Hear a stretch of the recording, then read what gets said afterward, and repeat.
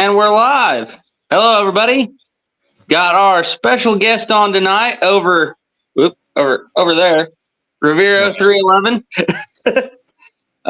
We just kind of going to do a live chat tonight and talk about some things that we're going to be doing a lot of shooting and talking about and recording. And tomorrow is the start of the project. And I've started it technically. Ooh, moving around here. I've started it well over a year ago.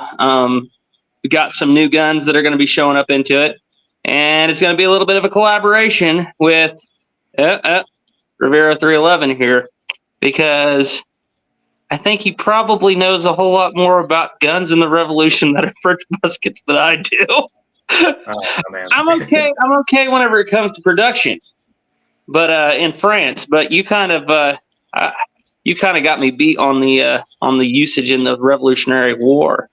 So, in case of he's been here on the live chat before, but in case there's some people here in the chat who haven't seen you yet, want to go ahead and introduce yourself again? Hey, Rivero 311. I run a YouTube channel. I'm a reenactor, former Marine infantryman. I appreciate the kind words, Ethan. A work in progress. I said that last time. I'm still learning. There's stuff I said last time that I'm like, that's not completely, I didn't even know it. But yeah, just continuously learning, always excited to learn more. And yeah, excited to talk about French infantry muskets because it's an addiction of mine. So it's cute. Yep. Yeah. And I think between the two of us, I think we've got them covered for all the main ones used in the Revolution. Yeah. Mostly. With your 74 and my recent, man, this is so 73 I got yesterday, we have a representation combined of, is it 6 or 7? Have we decided how many models we're going to accept? Us, the YouTube gods, we are the ones that Well, there's one that was used, but it wasn't used as much, that we don't have, the 54. Kind of wasn't used a whole lot though, so I'm not too worried about it. And then we have the one lock that's at Guilford Courthouse. We talked about the 1720, one 1728 lock. But that's kind of an oddball deal. So we're not really worried about that. The main ones are, let's see, we got the 63, the 66, definitely. You have the 68, which is the 66, but with an extra clip. See the 68. There's also the 70 and 73, which we don't have. However, my 74 is pretty close to a 70. And then we got the 74, and used a little bit in the Revolution, but not by American troops. But mind you, my problem is mine's a colonial troop model, and the ones that were used were naval personnel or onboard 79s. Okay. But yeah, I think we've got them all covered now. And for those of you that have tried to Google, I guess this is where it all starts off, is that if you try to Google, if you want to know, like, hey, what am I looking at? I'm looking at aCharleville. And if you Google a model of 1766 Charleville, you're going to get so many different answers. The Smithsonian's going to tell you something, and I don't want to say people are wrong. It's hard to really nail down what is. Some people are blatantly wrong, but some of the stuff is just like, even the historians and the authors, they kind of mix up and stuff like that. Hence why I had to put disclaimers on certain videos. Well, some of them I've completely just taken down, because every time I go to look at it, I'm like, oh my goodness, did I say anything right in this video? Well, the one thing we should talk about, like off the bat, for the people that haven't, is the Charleville naming convention. Yeah. This is okay. So what's your thoughts on that? What is allowed to bear the Charleville name? I have my opinion, and you've actually influenced me on bringing in a certain other model of musket into the Charleville naming process. What's your opinion, though? So what is a true Charleville? So just some random dude on the internet. Remember that. I'm not qualified. But so during the American Revolutionary War, they were never referred to as Charlevilles. They were just referred to as French muskets, French infantry muskets, light muskets, heavy muskets. After the American Revolutionary War, you have the national armories are put into place in about 1795. And when America chooses their first pattern of musket, they actually choose the French infantry musket of 1766 with the 68 improvements. Mhm. And they call that musket a aCharleville. That musket is a aCharleville by definition. So aCharleville doesn't exist from what I've read and seen until 1790s. So 1790s all the way through about 1819, and then that's when Harper's Ferry stops making. It actually might be before 1819. Harper's Ferry stops making the aCharleville pattern. What people call aCharlevilles, and this is a collector's term, like American Society of Arms Collectors will interchange this, and they're the absolute like top tier people that know what they're talking about. They just make it simple. They call it the aCharleville, the model of 1795, but it was never known as a model of 1795, if that makes sense. As for my naming convention, like I've almost reverted to just calling everything aCharleville because Yeah. I'm getting so confused with the names. See, I'm the opposite. I used to call every single one from the 1717, or actually from the 1716 Marine musket, clear to the A&9. Yeah, it was all aCharleville. All of them were aCharlevilles. And now I'm the opposite. Now I don't call any of them aCharleville except for the Springfields that you're talking about, and I still refer to the 66 kind of as aCharleville because that's what Bianchi said. He was like, it has picked up the nickname of the aCharleville, and he said this is okay because he said it was actually developed at the aCharleville Armory, unlike certain other muskets that would be developed at Saint Etienne or something like that. If Bianchi said it, it must be true. So yeah, Bianchi, he is the French musket prophet. Yeah, in Bianchi we trust. Okay, yeah, Bianchi we trust. it's oh man, yeah. So that's been because I've brought it up at reenactments and with like historians and people in our groups because I'm trying to see what's right and stuff like that. And so far, usually reenactors and historians will be really quick to like, well, actually, so far it's been able to hold up. So until somebody provides the information, then it'll just be interesting. But yeah, what we're calling aCharlevilles is a French infantry musket or French musket. They also didn't call them brown besses, for the best of my knowledge. They just call them English muskets. But I'm not even. I can't. I can find.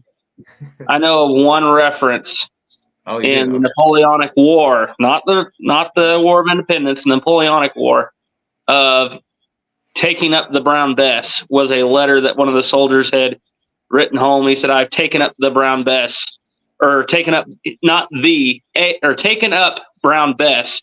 It was like Chris Redcoat had done a video on it a while ago. He's like, it's almost like referring to football as the gridiron. He's like, you don't hear it used all the time, but he's like, every now and then you might have like one instance of it being used at the time. Let's see. I guess let's not even go in. Is it post-Napoleonic War naming convention? I don't really know. I think it was something that kind of got used as slang during the Napoleonic War.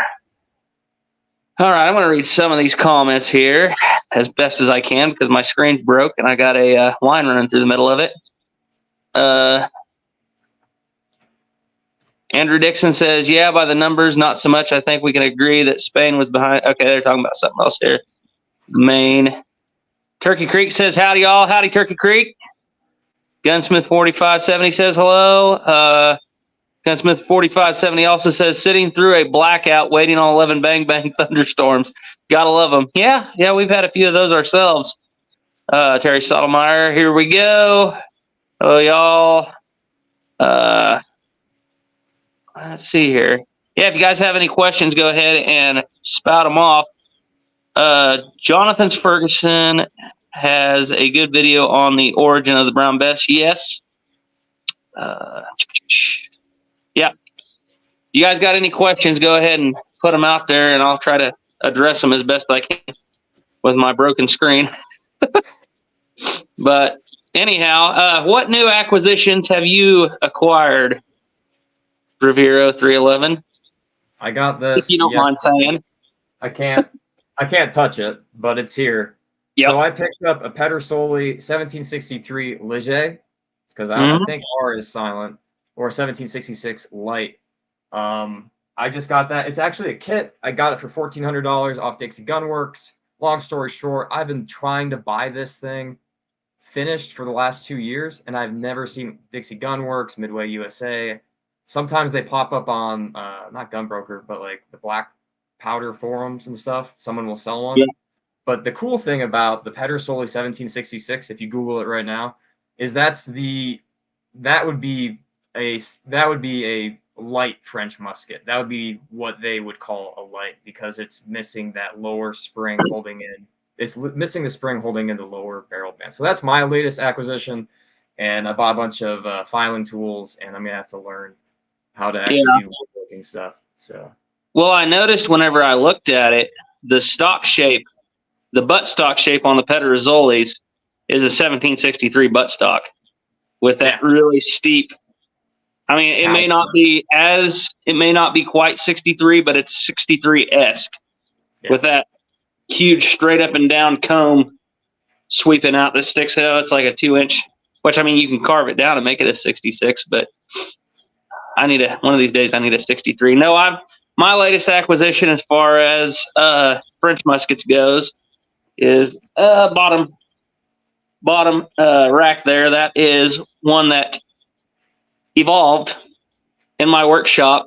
Is the model of 1774 and is done except for I do not have the barrel band or the rammer spring that goes on the rear barrel band. I need to make one, but I do have you can actually see on the castings where the original holes were for that deal. What's cool about the 1774 again? Like what makes that one? So, you know how the French switched around their ramrod springs, their retaining springs. You got, well, for instance, on my 79, the ramrod retaining spring is in the front. It's in the front barrel band in the nose, and it's weird on that one because that's the only one I've ever seen that actually has a wood screw holding your front barrel band in. It's a teeny tiny flat-headed screw that holds on that front barrel band on that gun, but it has the retaining spring in the nose. The 66 has the retaining spring under the barrel in the back, as you know, and the 77, the early 77s actually will have the barrel band in the nose cap. But the 74 was a little weird in that it has the barrel band, or the rammer retaining spring is in the rear barrel band. It's held in there with a screw. It's a weird little setup.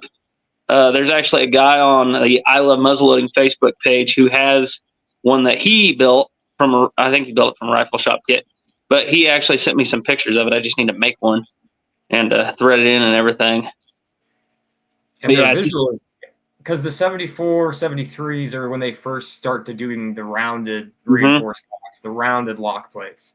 So the 63, 66s, I was just trying to get caught up again today, and the 1770 has the tail end is rounded or more rounded. Yeah. I have to double check this. Yeah. The 1770. Well, technically, there's a 1769 too. The 1769 is when they start rounding everything off. The 1770 is when they really start rounding everything off and trying to get everything made where it's easier to build build. It's easier to manufacture. The 73 is the step backwards to the 63. And then the 74 is going back to the 70, but it retains, I'm trying to think, what does it retain off the 73? I think it retains the feather spring off the 73, if I remember right. Yeah. And then the 77 is a combination of adjustments that go clear until 1777. They say, guys, this is just a completely different musket at this point. Grubevall is just finally wins that going fight. to town. Yeah. Grubevall has made the perfect musket. Yeah, by far.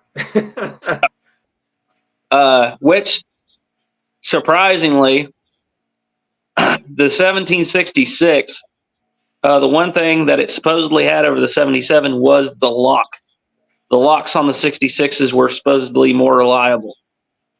So maybe that was why the U.S. decided to go with it over. Well, I kind of know why the U.S. decided to go with it over the other models. Basically, it was the number one model we got. Yeah. So it's when I was doing the aCharleville stuff for one of my Flintlock Fridays. Another reason is Joseph Perkin.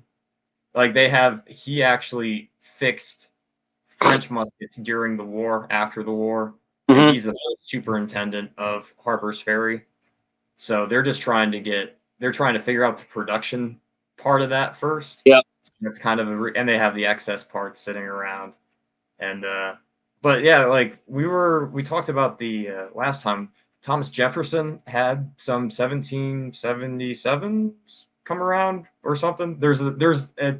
Somehow or another, Thomas Jefferson got either an Imperial Guard version or a Royal Guard at the time version of like a 1777. And he looked at them, and they exist. You can kind of Google them now. They've been converted to percussion. They were used by Virginia in the Civil War, but they were sent to Virginia. So there was always the chance they could have jumped onto the 77 bandwagon a little early. But Well, Thomas Jefferson was also really good friends with Henri Blanc. yeah, I remember you telling me about that. I read about that too. Yeah, that was a great crossover. Yeah. Whenever my study went and crossed over with Garrett's, whenever the French musket study crossed over with the trapdoor, was pretty awesome. Because I had said in my video, and I think I mentioned this in the last live chat, I could not find out what happened to Henri Blanc during the French Revolution. I knew he fled the country, and that was all I knew about what had happened to him. Well, come to find out, he came to the United States because Thomas Jefferson was one of his best friends, and he helped set up two armories. One would be based off of the aCharleville Armory, and one would be based off of Saint Etienne. And I got to remember, I think it was Charleville. The one that was based off of Charleville was Harper's Ferry, and the one that was based off of Saint Etienne was Springfield. Or it might be vice versa. I can't remember. But yeah, he worked with Eli Whitney too, right? Or I Yep. think him and Eli Whitney. Yeah, Eli Whitney was. I've had a little bit of an experience with a Whitneyville gun here lately, but yeah, he was kind of involved in all that. Let's see here. I go to the chat. Let's see here. See if I can find some questions. Smoke in the Woods is in here. That's Garrett. He helped start this live chat by the way tonight. Okay, here's a good question from Malcolm G. Was there any performance difference between the British and the French muskets? Accuracy or range? Did either have an edge on the other? I have an opinion on this, but I'll let you start, Rivera. Unless you want me to voice my my opinion first. I'm biased, so I'm very biased. Yeah. So go ahead. I'm just gonna. We can sell it. We can finish this discussion right now. You're gonna name the other countries that base their musket pattern off of the English pin style pattern. Not now very. Yeah. So it's the UK. Matter of fact, the English are basing theirs off of the Dutch in the first place, so they're already plagiarizing the system. They're plagiarizing, and the Dutch change to. Yep. So the British and I think the Germans have a pin stock system, larger caliber. Yeah.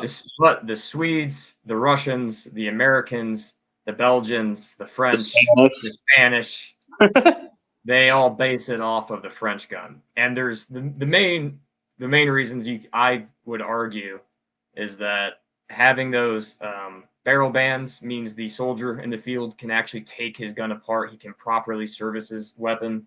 I think this is an argument that I have kind of putting together in my head. I think the reason that we see so many French muskets from the Revolutionary War era is because they were able to take that barrel off and properly clean it. If you've ever cleaned a Brown Bess or an English style musket, you pour water or it goes right into the lock, Mortise. It goes right into your lock. It goes right into your stock, and it chews up a stock. Up a stock so quick because the water is getting in between there, between the barrel and the inletting in the stock. So that's not good. And then the French have a smaller caliber. It's a tighter diameter, I've heard argued. So I don't really have firsthand experience on this, and it kind of goes back and forth. The French seem to like it. Other countries seem to base theirs off it. We basically copy the French all the way up until the model of 1842. Mm-hmm. So, and we had access to English muskets. That was commonly around. We just did the French muskets, even after we weren't even friends with them. So, the fun fact: there was actually one state militia that would not adopt French muskets.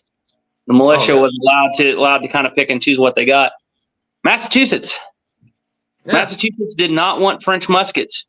Matter of fact, whenever they were given for their militia, when they were given old surplus aCharlevilles or 1795s, they took the barrels off and they had them rebuilt on Brown Bess style stocks, and it was kind of a weird deal. Yeah, it's called a New England militia musket is the only thing I can find on those, really. But I talked to a guy about it the other day, and he's like, yeah, that was a thing. They didn't like the French style, so they went and made their guns based off of the land pattern. Now, my opinion on this is it boils down to several things. Number one is manufacturing for the country. I know this is a little different from an edge, as in soldiers in particular having an edge one way or the other. But it kind of plays into that because the aCharleville style, the French pattern musket, is easier to mass produce. It is standardized. If you look into the history of the British land pattern muskets, for the longest time you had what they call them stalkers and setter-ups. And they just basically set up camp at the base of the Tower of London, and you'd have one group over here is making stocks by hand, and one group over here is making barrels, and wasn't near as refined as the French system of manufacturing weapons. So the French had figured out how to mass produce. That's why I like to kind of compare the French musket. It was really the AK of its time period, but imagine the AK, but it's got the better ergonomics. So it was easier to mass produce. It was, in my opinion, it feels better in the hands, especially that 66. It's a light piece compared to the British gun. So it feels better in the hands. It is far more durable for bayonet fighting versus these teeny tiny little pins that can 100% split a stock out. Ask me how I know. Versus you got these huge barrel bands. Well, they're not huge, but these good iron barrel bands that are keeping that stock and that barrel together. And you can, like I said, I got this 74 fit for a bayonet, and I clipped that thing on there, and I made sure it's a nice tight fit. I've got the retaining clip on the bayonet. It's an original. And when you clip that bayonet on there, you feel like you pick that thing up and you feel it, and you're like, this feels sturdier than the Brown Bess. I could go to war with this. It feels like a pike. French muskets are stronger for bayonet fighting, easier to disassemble. It's like Riviera 311 just said. That plays a huge part in it. Matter of fact, you're talking about how we see so many French style of guns still around today. That AN-9 musket up there, that thing's in pristine shape. That barrel on that gun is beautifully still polished.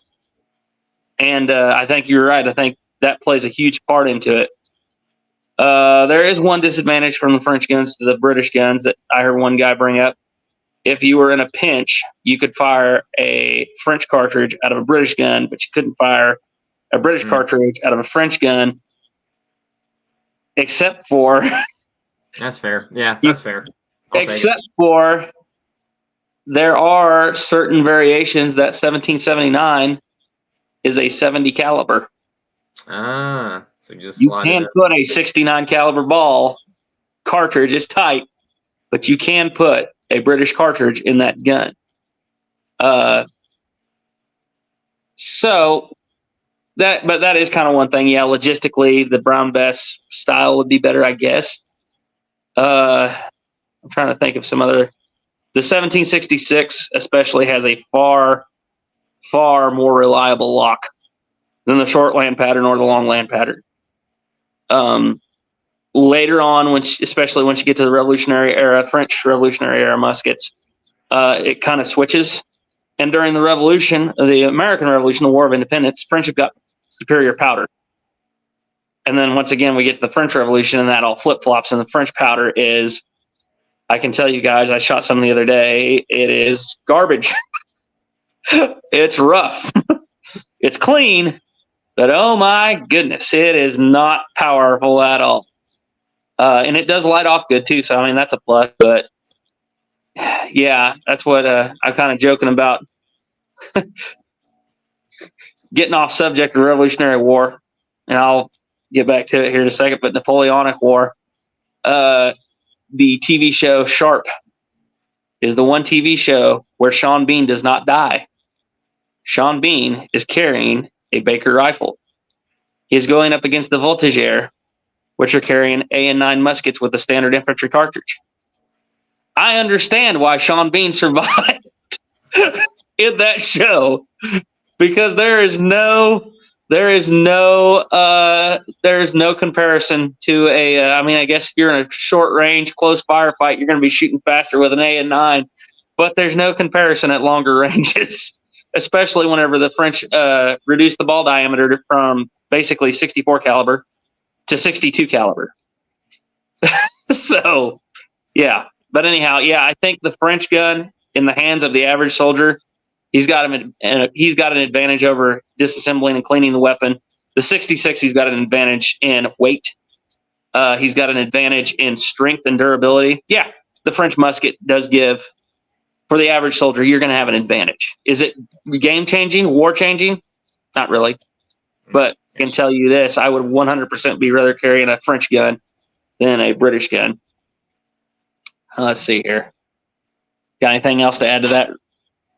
No, I mean, it's just because we're both infantry dudes. So, like, just having the ability to clean your weapon properly is just the game. That's the most important thing, because that's what's going to keep you going, right? Like, you can imagine 6 months, a year on campaign with an English musket, and you have to go find the battalion armorer or whatever. Yeah. Like, what if, we all, like, it's not, I'm sure it wasn't any easier back in the day. So, no. Just having that ability to keep the gun clean, serviceable, I think that's good stuff. It's like talking about weight. I've been a squad designated marksman, a machine gunner, and a javelin gunner.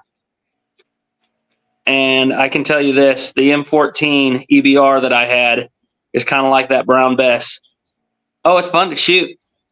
It's not fun to carry, and it's really not fun to clean.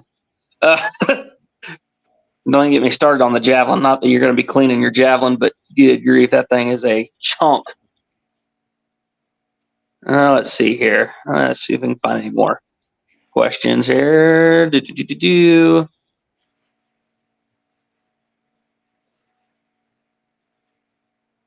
All right. I'm having to scroll up here for a second. Why are barrel pins better than barrel bands? I think we addressed that. They're not.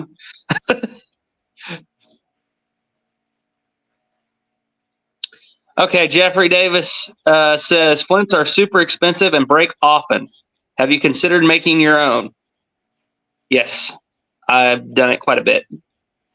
Takes a little practice, but it works pretty good. You ever try making your own flints? I have not, but if you make it out to Revolutionary War, French and Indian War events, even if you're just there, you can go and buy a bunch from a sutler, which is like the little shops they set up for the weekend. That's where we buy our flints. I have probably 100 flints that I just buy every time I go in there, and they sell the big flint rocks too. So if you want to actually get cores, so I get my cores. We live, as most of you know, down on the Kansas-Oklahoma border, and our rock selection is pretty poor. We've got some limestone, and we've got some sandstone, but mainly it is igneous rock, or it is gypsum. Gypsum is like the number one thing we got down here. Most of your drywall actually comes from right south of the river down here. They got like 3 gypsum mines out there. And none of that works very good in the flintlock. So I have to go clear up to Fort Riley.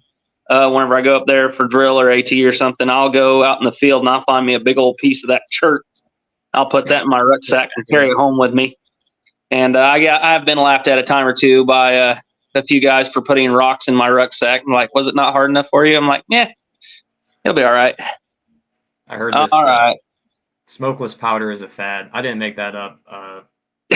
Somebody else did. Black powder will reign supreme. It will come back. Yes, black powder is the way.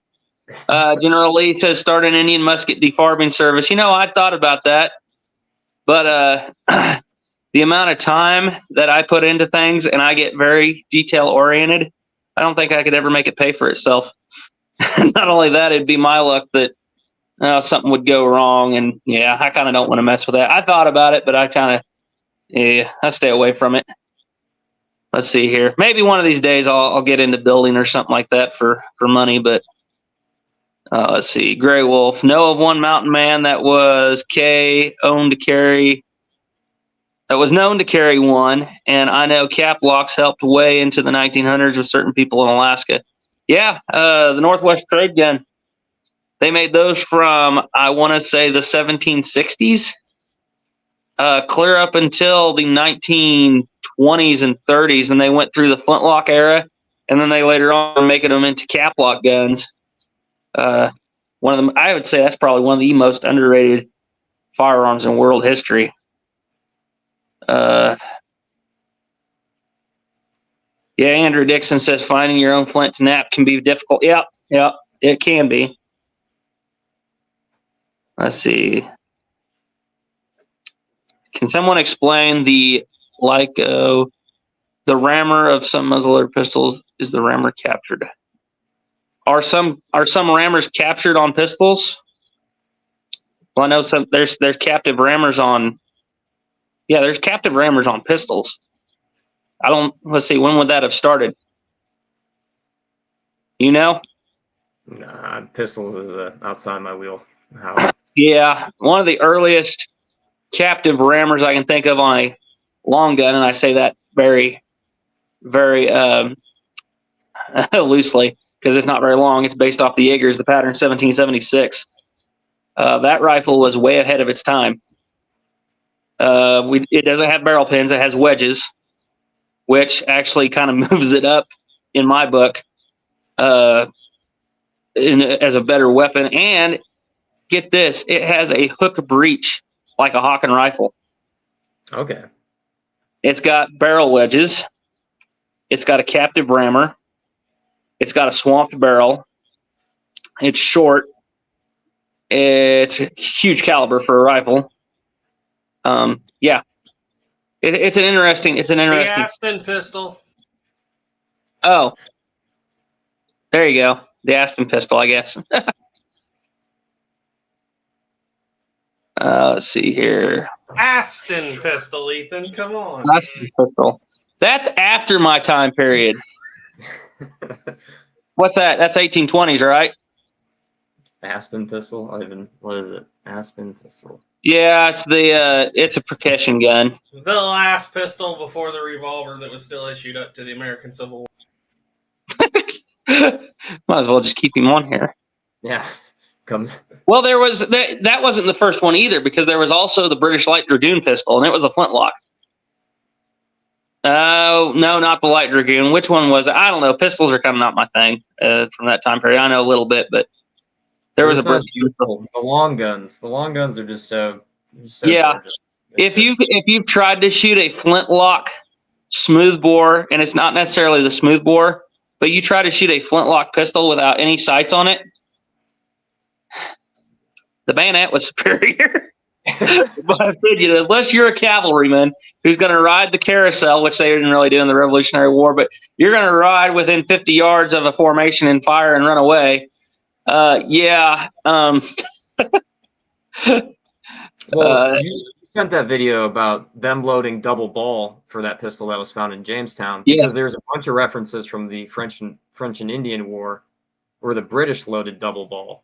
I've never seen that with the Americans with French muskets. So maybe the British guns are better at loading double ball because there's more powder. Maybe There was also a recovered weapon.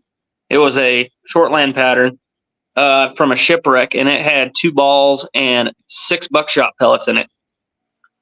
Oh, okay. That's the So, scan, right? Where they scanned it, you just see. yep, through the they did an X-ray on it because they had one that was 1 ball and it was like 5 buckshot pellets. And they had another one that was 2 balls and like 6 buckshot pellets. But that was the Navy, and you know the Navy.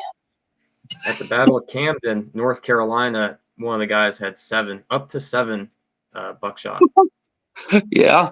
So I want to test that just for my North Carolina friend out there, just see how that would go. Yep. Let's see here. Andrew Dixon says Rivera 311 American civilian rifles were also pin barrels or fixed with wedges. Lugs for pins are also easier to make, at least for me, than barrel bands. Well, yeah, that's for if you're building your own. Yeah, pins are going to be easier to make than a barrel band. But if you've got a factory that has tooling like the French did, making barrel bands for them was easier. Basically, they would, if I remember right, I think they cast them. They cast them, and then they'd have machines that would go and take and clean them up. And they would. The French had people talk about the assembly line being invented by Henry Ford, and then some people might say the assembly line was invented by Samuel Colt. The assembly line really was invented by the French in the 1760s. Yeah, it's been around for a while, and interchangeable parts. Let's see here. What's your thoughts on that, Rivera 311 pins versus barrel bands? Well, we were just talking about military muskets, so Yep. we weren't talking about the rifles. Like rifles are not. I'm not going to talk about rifles and how much work. So that's something I know better to stay away from. But for the military weapons, I'll just support the barrel bands. Yeah. Over the pins. But I think you made the best point. Like at the end of the day, your tactics and morale and your discipline is going to probably play more. You know, it's weapons maintenance is going to be way better. Yeah. Let's see here. Question: how clean was the lock and mortise and inletting on, say, the 1766 and 1777 French infantry musket? I'm getting my Indian 1777 A and 9 as close to an original as I can, or as the inlet as I can. So you've got a 1768, and you've got a 1777 too, and I've got an A and 9. What does the inletting on that mortise on the inside, or have you taken the lock off that 68? I've taken it off, but I would have to look at it and know what I'm looking at. So okay, well, I can send you pictures and you can tell me. Yeah, that A and 9, that inletting is just beautiful. It is just perfectly crisp. You can still see. Sorry, go ahead. Yep, I got a lot of JPs on that gun. Okay. Oh, really? More than just the inside of the lock? Yeah, every French original that I've handled, and I've gotten to take the lock off of, all the mortises look pristine. That 1779, it's the same way, which we kind of talked about that a little bit, and you had pulled up some information that I didn't even have on some of the initials and stuff on that gun. Let's see here.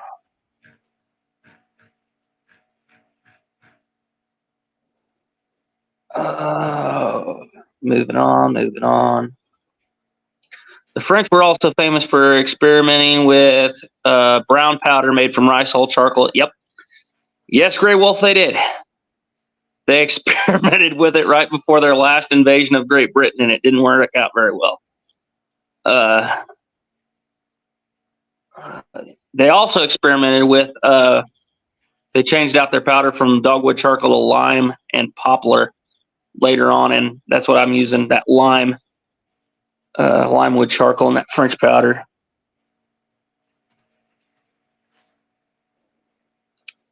Were British Marine muskets and French naval muskets any good, or did they use them more like a blunderbuss? I have a book about the Marine Corps sitting on my I need to read. The one thing I've read about, well, marine units are they usually go with brass, so that is one point where you can very effectively argue that the English style muskets are preferable over the iron banded French style.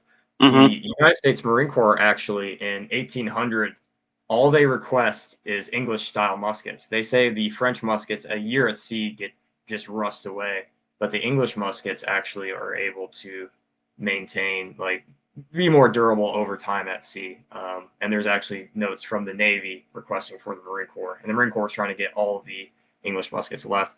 For what they're shooting, I haven't read into it. You would assume buck and ball, and then you would assume shot. But from the one shipwreck recovery that I saw, buck and ball was definitely a thing.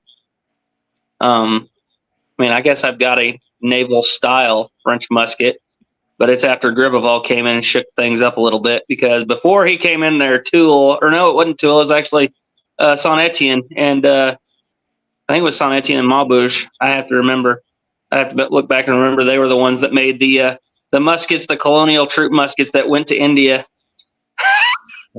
All places, India. The one time whenever the French musket showed up to India, and Indians went, "Oh wow, these are them." Well, we can't call them Bombay pipe bombs. The French musket showed up in India and started blowing up.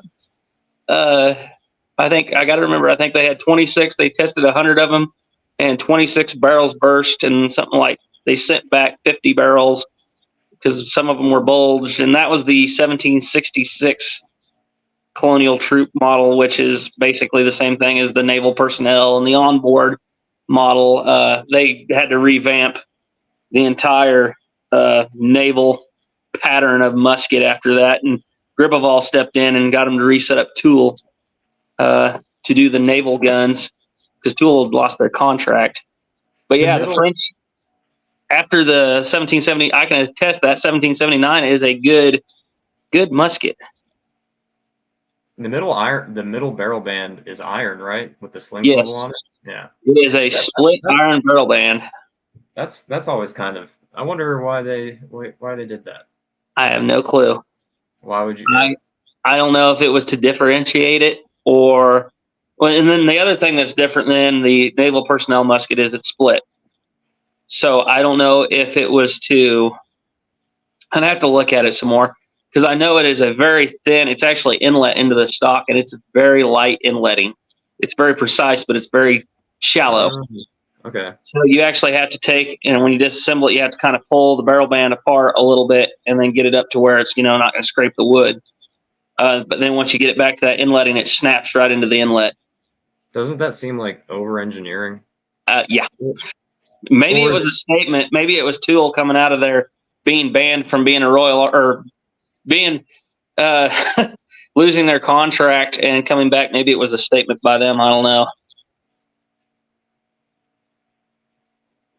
Let's see here. Oh, to Grey Wolf about the 1803 Harper's Ferry, because I made a video about this.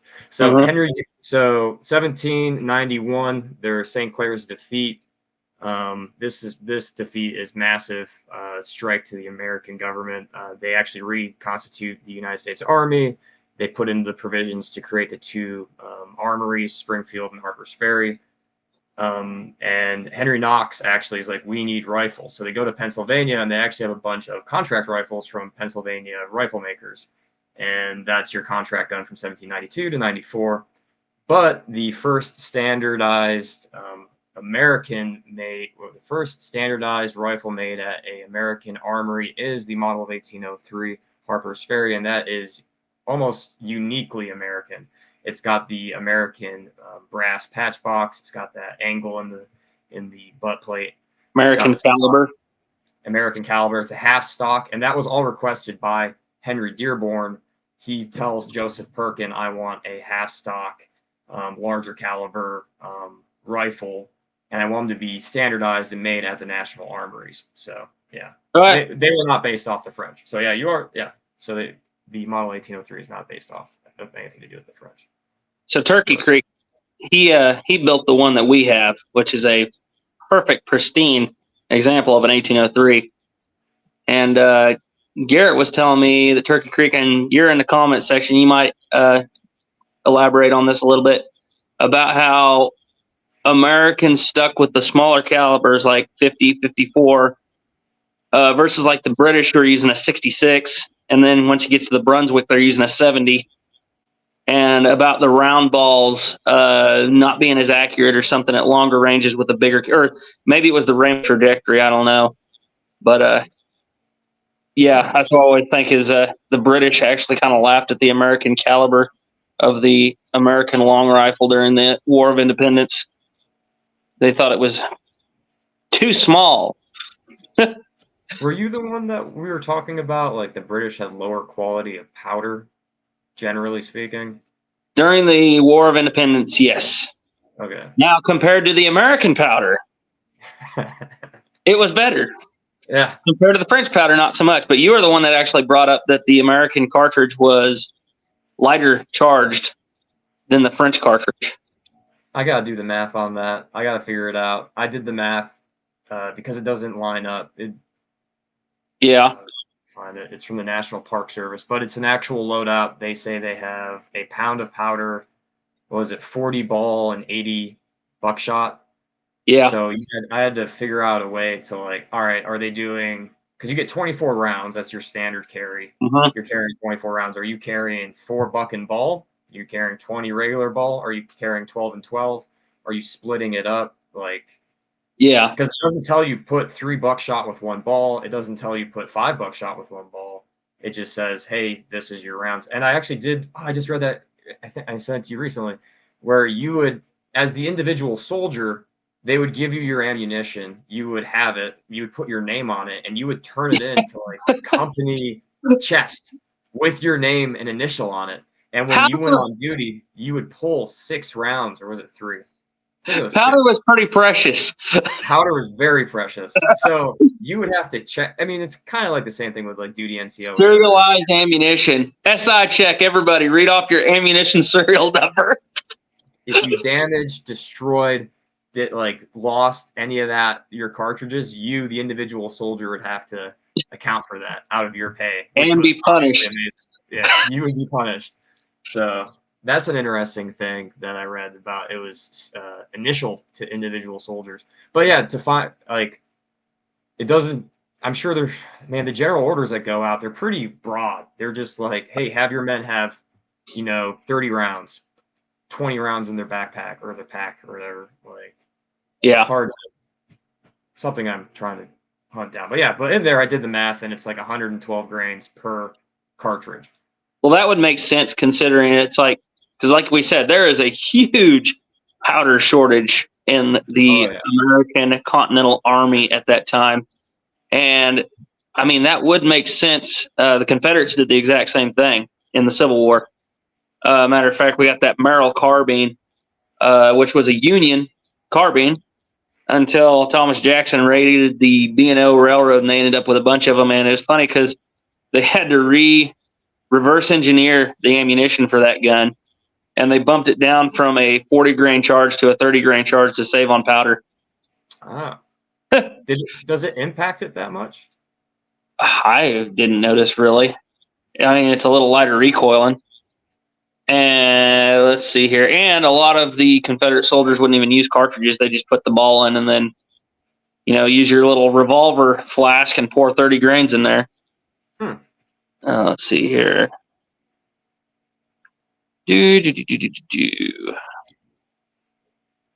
Somebody asked about a Northwest trade gun going back. See if I can find that comment. Let's see here. Oh, sorry. Go ahead. Oh, you got it? Oh, no, I was going to correct the North Carolina, Andrew Dixon said Camden is in South Carolina. And yeah, Camden is in South Carolina. It was the North Carolina militia in Camden. So that was my bad. So to correct that. Yep. That's your part of the country. That's I need to yeah. go over there sometime. I really do. Man, you got a place to stay. We'll get you all hooked up. We'll get you out, do a big old. Yeah, come to one of the big events with 1,000 reenactors, man. Yeah. Yeah, that's the good stuff. See, I've been east of the Mississippi one time in my life. Well, I mean, technically 3 times, but whenever I went the other 2 times, I went east of the Mississippi and then went east of the Atlantic Ocean too. But the one time I was in the east of the Mississippi in the United States was whenever I was in Georgia at Fort Benning, and I didn't get to do a whole lot of sightseeing. Let's see here. Yeah, I know. Ethan, do you know anything about Russian standard issued muskets during the Napoleonic War? These seem to be extremely rare. I'm not going to lie. I don't know a whole lot about what the Russians were using. I'd have to look into it. I know the Germans are using the Potsdam, and the British are obviously using mostly India pattern muskets. And the French are using, obviously, the AN-9. That's like their go-to. Yeah, I'm not really quite sure. I know the Russian musket was based off of the French gun. I can't remember the actual name for it, though. You know what it is? Yeah, so it's the 1808. 1808. And they're so cool. And Yeah. they have that Russian Imperial Eagle stamp. They show up for auction and go for 4 or 5K. Yeah. They're very, very rare. I've looked into it because the rifle shop has a kit for them. Oh, really? Yeah. Oh, that'd be cool. I go on the rifle shop and it's dangerous. I go on there and I see all the kits that I really, really would like, and then I'm like, man, that's a lot of money. I mean, it's a French musket, man. Like it's a Russian musket. You know, like we have the American Charlevilles, we have the Russian Charlevilles. The Russian Charlevilles. Yeah, but what I really want is I want a Spanish model 1757. Because that is basically a Charleville, but with a Michelet style grooved pan. Or not pan, hammer, excuse me. And the huge Michelet style jaw screw. Let's see here. And those were used in the Revolutionary War too. So I may need that for Guns of the Revolution some other time. It's probably one of the most underrated guns of the Revolution.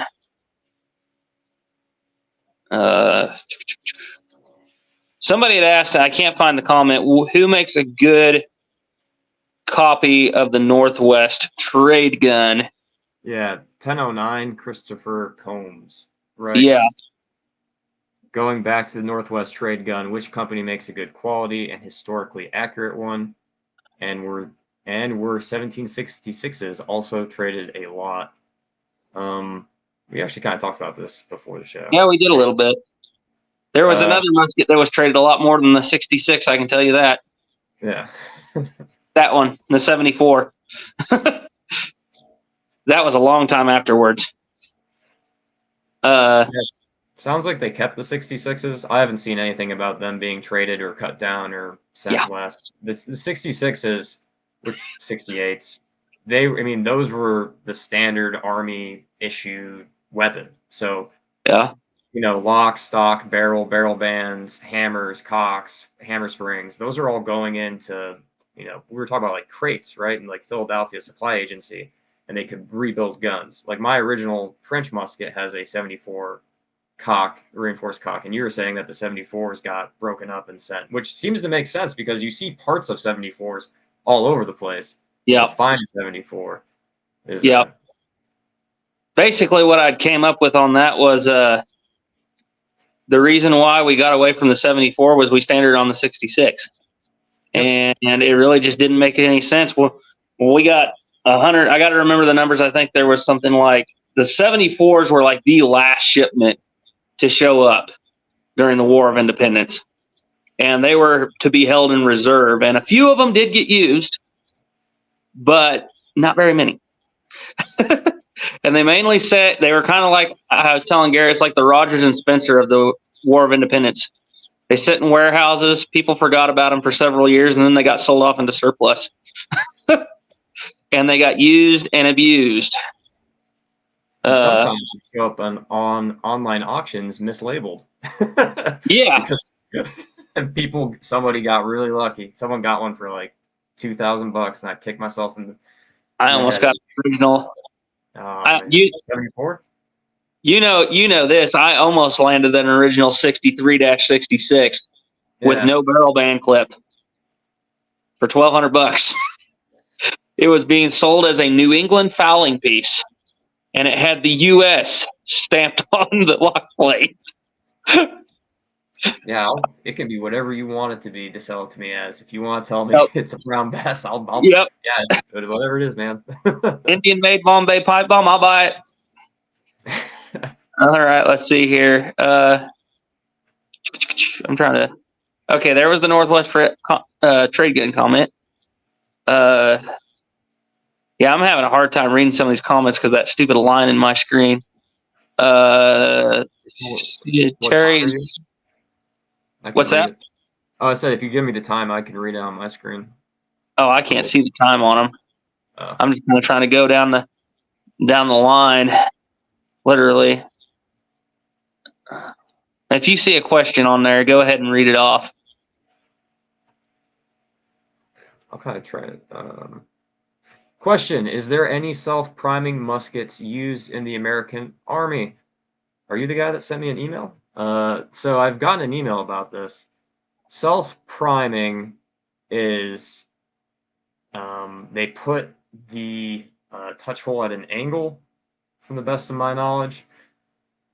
Henry Knox is the first Secretary of War, and this seems to happen after the American Revolutionary War, and they talk about it. And Mad Anthony Wayne, so they want to have a faster firing musket. And I got an email because somebody asked me if mine was a self-priming, and I'm like, I don't know what you're talking about. And then he sent me all the articles, and mine's not, but it seems like they're very rare, or they've never found an original self-priming gun. So if they did have self-priming guns, they were very, very experimental, but they are referenced by Mad Anthony Wayne and also by Henry Knox. They talk about it.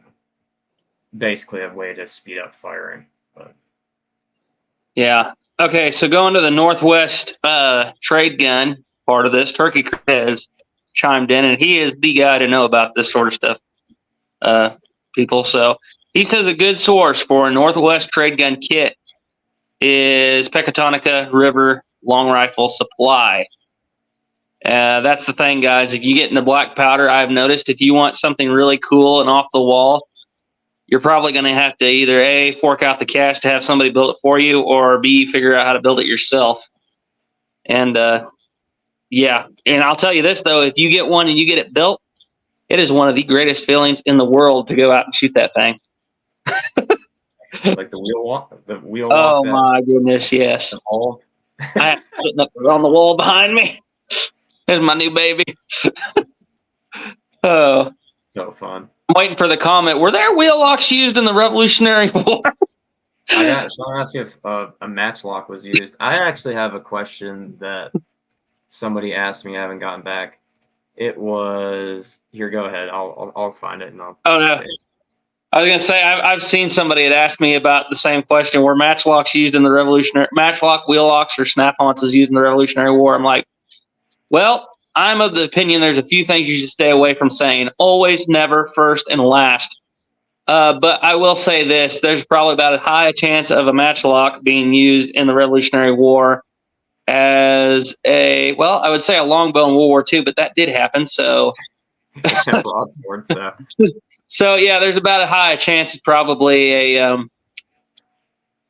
don't know what it'd be like somebody running out into Syria nowadays with a Spencer rifle. Yeah. Not saying that won't happen, because I've seen some really weird things that showed up in Syria, but very unlikely. Don't show up to a reenactment with a matchlock and say that 11 Bang Bang told you to show up there because there was a chance. That's what I was joking about. They got this peace treaty. They don't even call it a reenactment. They call it a pageant of the 1866. Garrett's going to chime in here now. The peace treaty we had out here, I think it was in 66. And it is the most historically inaccurate, farbiest thing you've ever seen. I got kicked out when I first tried it because I was not wearing blue jeans, a pearl snap shirt, and a white cowboy hat in 1866 by the guy who's carrying the synthetic stocked 870. And I wanted to show up there. I think they're going to do it again this year. I might show up there with I might show up as historically accurate as possible and get kicked out for not having blue jeans. And if that happens, I'm going to come back with a wheel lock. And if they say that I can't have it because it's historically inaccurate, I'm going to say, guess what? There is a higher chance of one of these being in the West in 1860s than a synthetic stocked 870. Just to prove a point. Yeah, because it's bad Farby. The Ridley Scott, that he was getting criticized about his Napoleon movie, and he's just like, "Oh, you weren't there." It's like, well, neither were you, Ridley. No, but Napoleon was, and he wrote books about things. And if you choose to believe Napoleon or not, that's fine. But I don't think he went and fired on the Battle of the Pyramids was the Battle of the Pyramids and not the battle against the pyramids. The uniforms were you great. realize that the Great Pyramids were like 9 miles away, which I actually read. I read Napoleon while I was on orders earlier this year. I read Napoleon in Egypt. That was awesome read. The Battle of the Pyramids was wow. You talk about one of the most one-sided outcomes. He was fighting against the Ottomans and the Bedouins, which I'm sure you know the Bedouins. They were carrying their Mukula muskets, and the Ottomans were sending in the Mamelukes, and they would go in there, and the Mamelukes would charge, and the French would put up a square. Yeah, they did squares, right? Yeah. And they would put up a square, and they would get slaughtered, and then they move on and move on. And they got clear to the pyramids, and Napoleon gives his speech about 40 centuries of history are looking down upon us, and did not shoot the pyramids. And he basically just gets these guys online, and I got to remember how this worked. He gets his men online, and they start marching with the Nile on their left flank and the cavalry on their right, and they just march to the Bedouins. And they send in their Mamelukes just like they always do, and they charge, and immediately infantry squares, and the Mamelukes just they're getting scattered everywhere, and they push the Mamelukes back. They get online, and they start pushing down the Nile again. The Bedouins are starting to break up while the cavalry come around from the other side, surround them, and push them into the Nile River, and crocodiles end up getting them. And it was, I think, somewhere of like, the numbers are different, but I think it was like 10,000 casualties, like 226. Jeez. I was like, wow. We could have had that, but we didn't. We got cannons shooting the pyramids. So yeah, it could have been a great epic battle, but we got cannons shooting the pyramids for something. Oh, and do not forget the Baker rifle with the telescope tied onto the top of it. He said, "Don't take the shot, then take the shot." That seems to be. I have not watched the movie yet, but I saw that screenshot and I was like, surely this is like some sort of AI. It wasn't. Man, I don't even know if I watch it, but I don't think Can't bring yourself to watch it. It's just awful. I cannot bring myself to watch it after that.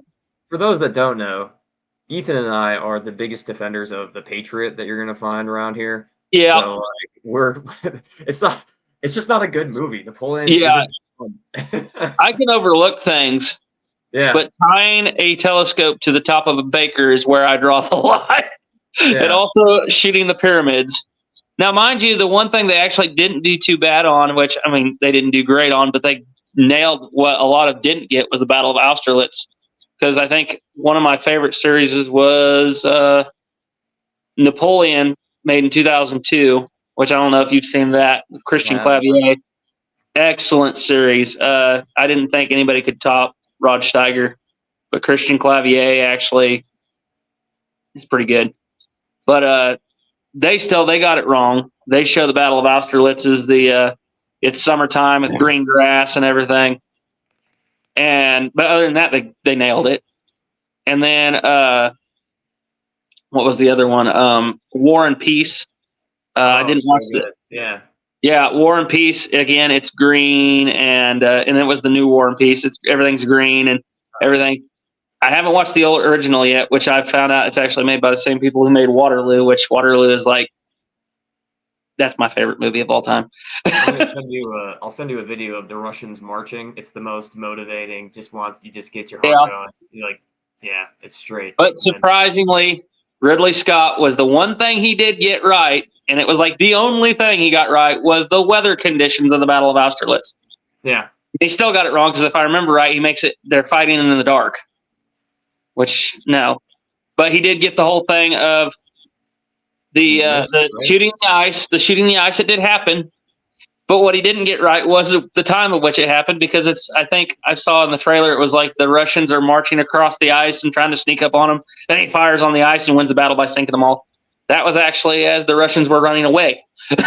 At the end of the battle, he fired on the ice. Oh, yeah. That's why I actually made a meme. There's a picture of the scared penguin with a little Russian shako on his head, and he got a frog, the Pepe Le Pew, but he's a French cavalryman charging behind him. It says, "It's all fun and games until you're on your way to Telnitz and the fog starts speaking frog." Let's see here. So you're saying there's a chance there might have been a matchlock? There's always a chance, I guess. You got to prove that it wasn't there. Just show up. It wasn't Nug. It wasn't Nug. Normal, usual, or general, it was not. Matter of fact, I don't think I can find a single reference of it ever happening. Could you imagine being a one? Why would you? They were outdated by King Philip's War. The Native Americans swamp were fight rocks. Yeah. The swamp fight. So the snap replaced it. Wheellock I could actually see being a bit more feasible, but not really, considering how many of them were made, and most of those stayed in Europe. Don't get me wrong, I think one of the things about wheellocks people get wrong is people like to say that they were extremely rare and only noblemen used them, which is actually not true, because a lot of cavalry units and even the Austrian infantry had units that were completely armed with wheellock muskets. They were wheellock/matchlock muskets. But most cavalry units are using wheellocks. But not very many of them ended up here in the United States or North America. There were wheellocks that showed up, but not very many. And by the time you get to the War of Independence, the wheellocks that showed up whenever they were in their prime are already nearing 200 years old. Was that a wheellock that was at Jamestown? Jamestown, yeah, they had wheellocks at Jamestown. As a matter of fact, I could get started on this. I don't know if I want to go down this rabbit hole, but suffice to say, the tactics used at Jamestown were you had your musketeers and you had your targeteers. And of course, your musketeers are carrying a musket, over 70 caliber matchlock, and they are actually trained to aim and take precise individual shots. And they're generally wearing some sort of light armor, mail halberts, morion helmets, some bassinets, but they're generally pretty lightly armored. And then you got your targeteers. Your targeteers, according to the manual of, I want to say 1611, they were required to carry a target shield, at least some form of light plate armor, a helmet, and they would actually be armored up a lot more than the musketeer, but they were required to carry either a snap-haunce, a wheel lock. It had to be a self-priming firelock, So you had to have either a wheel lock, or snap-ons, or later on the English lock or the dog lock. But yeah, so at Jamestown, wheel locks, there were actually quite a few of them. They find a lot of wheels laying out there. And Plymouth Colony, there was quite a few too. Matter of fact, the first recorded instance of a wheel lock in North America happened at Roanoke, and it was a wheel lock Petronel. And I mentioned in my video I wouldn't prime before I charged the musket with a wheel lock. I feel safe doing it with prime from the cartridge with a flintlock. You're good to go. If something were to happen and that sear, which the sear has to rise on a flintlock, if something happened, that sear was to slip, you're still going to fall to the half-cock notch, most likely, unless something weird happens. With a wheel lock, there is no half-cock notch, and you are sitting on that much metal on that short sear, and it's straight down. So I've tested mine, and I've taken it, and I've hit that stock on the ground to see if I could get it to go off, and I can't. But in theory, you could get enough. If you could get enough gravity to drive that short sear down, it would 100% go off if the pyrite was down, and it might even go off without the pyrite down, because that wheel spins so fast and so hard that I've seen it create sparks on its own without the pyrite. Okay. Yeah. Because you got to realize that spring, there's a reason why they didn't put self-spanning locks on those. Because there's probably, I'd say that spring's probably got 90 pounds of pressure on it. You got to have that long leverage. Yeah. And that's why I generally do it like this. But no, the first recorded incident of a wheel lock in North America was at Roanoke, and it was a Petronel. And the only reason why we know it was a wheel lock is because it was loaded, sitting on a table, and when the natives was coming along, they were trading, and that Petronel fell over and discharged and killed the native, and that basically put the diplomatic situation at odds, shall we say, and that may be the reason why Roanoke disappeared. It all works out in the end, right? It all works out in the end. Let's see here. You got me started on wheel locks. I got to get off there. We're talking about French muskets. Revolution. Says you need to come out to Guilford Courthouse in March. You were just at Guilford not too long ago, weren't you? Yeah, I was there in March. The weather can be a mix. It can either be terrible or good. The big one. You can go see the 11728 French lock there. Who was the one that asked that question? Because somebody did ask, and we were able to confirm. We haven't talked about this since then. So we talked about it, and we were talking about what guns were used in the Revolution, French muskets. And I said, well, we know at least 11728 was used because that lock was at the courthouse. And it's 1717. Yep. Was it? Yeah, no, it was the 1717. My bad, not the 1728. 1717. I think there's both. I'll have to find that picture. And you're like, well, let me go look at my pictures, and sure enough, there was 2 locks there. Yeah, and I was under the impression that they were very rare, but it seems like they're there. They're if you're at the Guilford Courthouse Museum, which is awesome. You should go there. Yeah. Go to the battlefield. Yeah. So yeah, they exist. Yep. My guess is though they weren't very nug. Let's see here. Turkey Creek says he missed the question about the 1803. Caliber differences. The smaller calibers being better for longer ranges than the heavier calibers, like, for instance, the British 66 or 70 caliber rifles, like the Brunswick, the pattern 1776, and the Baker versus like the 1803 Harper's Ferry, with the lighter calibers being better extended distances. Let's see here. Let's see. He says, I think that's Haywood.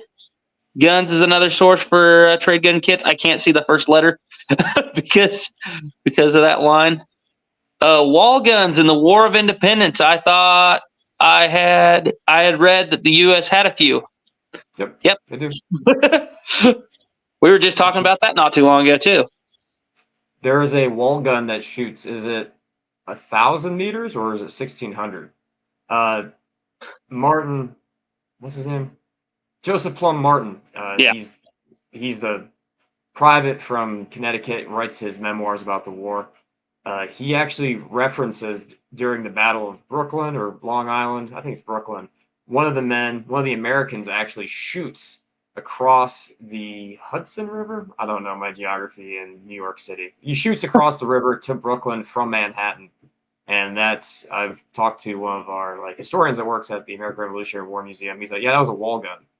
If you're ever near Rock Island Arsenal, you can go to the museum there. They have a Rappahannock Forge wall gun in their museum that was made in 1777 or 79. Those things are beasts.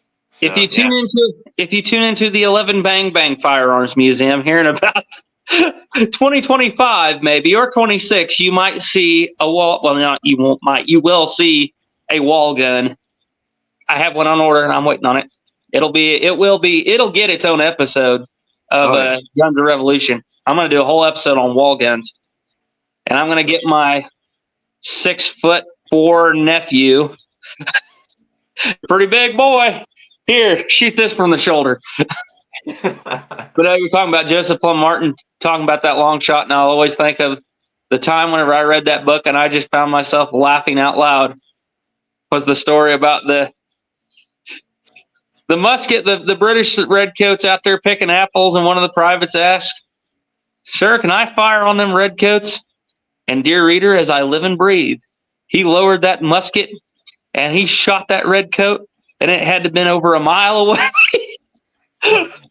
Yeah, it's a crazy musket. That one was pretty funny. Or his story about their Thanksgiving feast. That one was the real one that got me rolling because I know kind of where he's coming from. He's a smart aleck. He's a smart dude. Oh, yeah. Yeah. The bread was so thin, the bread slices were so thin that you could have made a lantern horn out of them. He seemed to have a good time. Oh, yeah. He had a good sense of humor. Does he get out as a corporal, or is he still a private? I think he's a private. Got out as a corporal. He gets out as a corporal because when he storms Redoubt 10, right? Yeah. Yeah, he's a corporal. Yeah.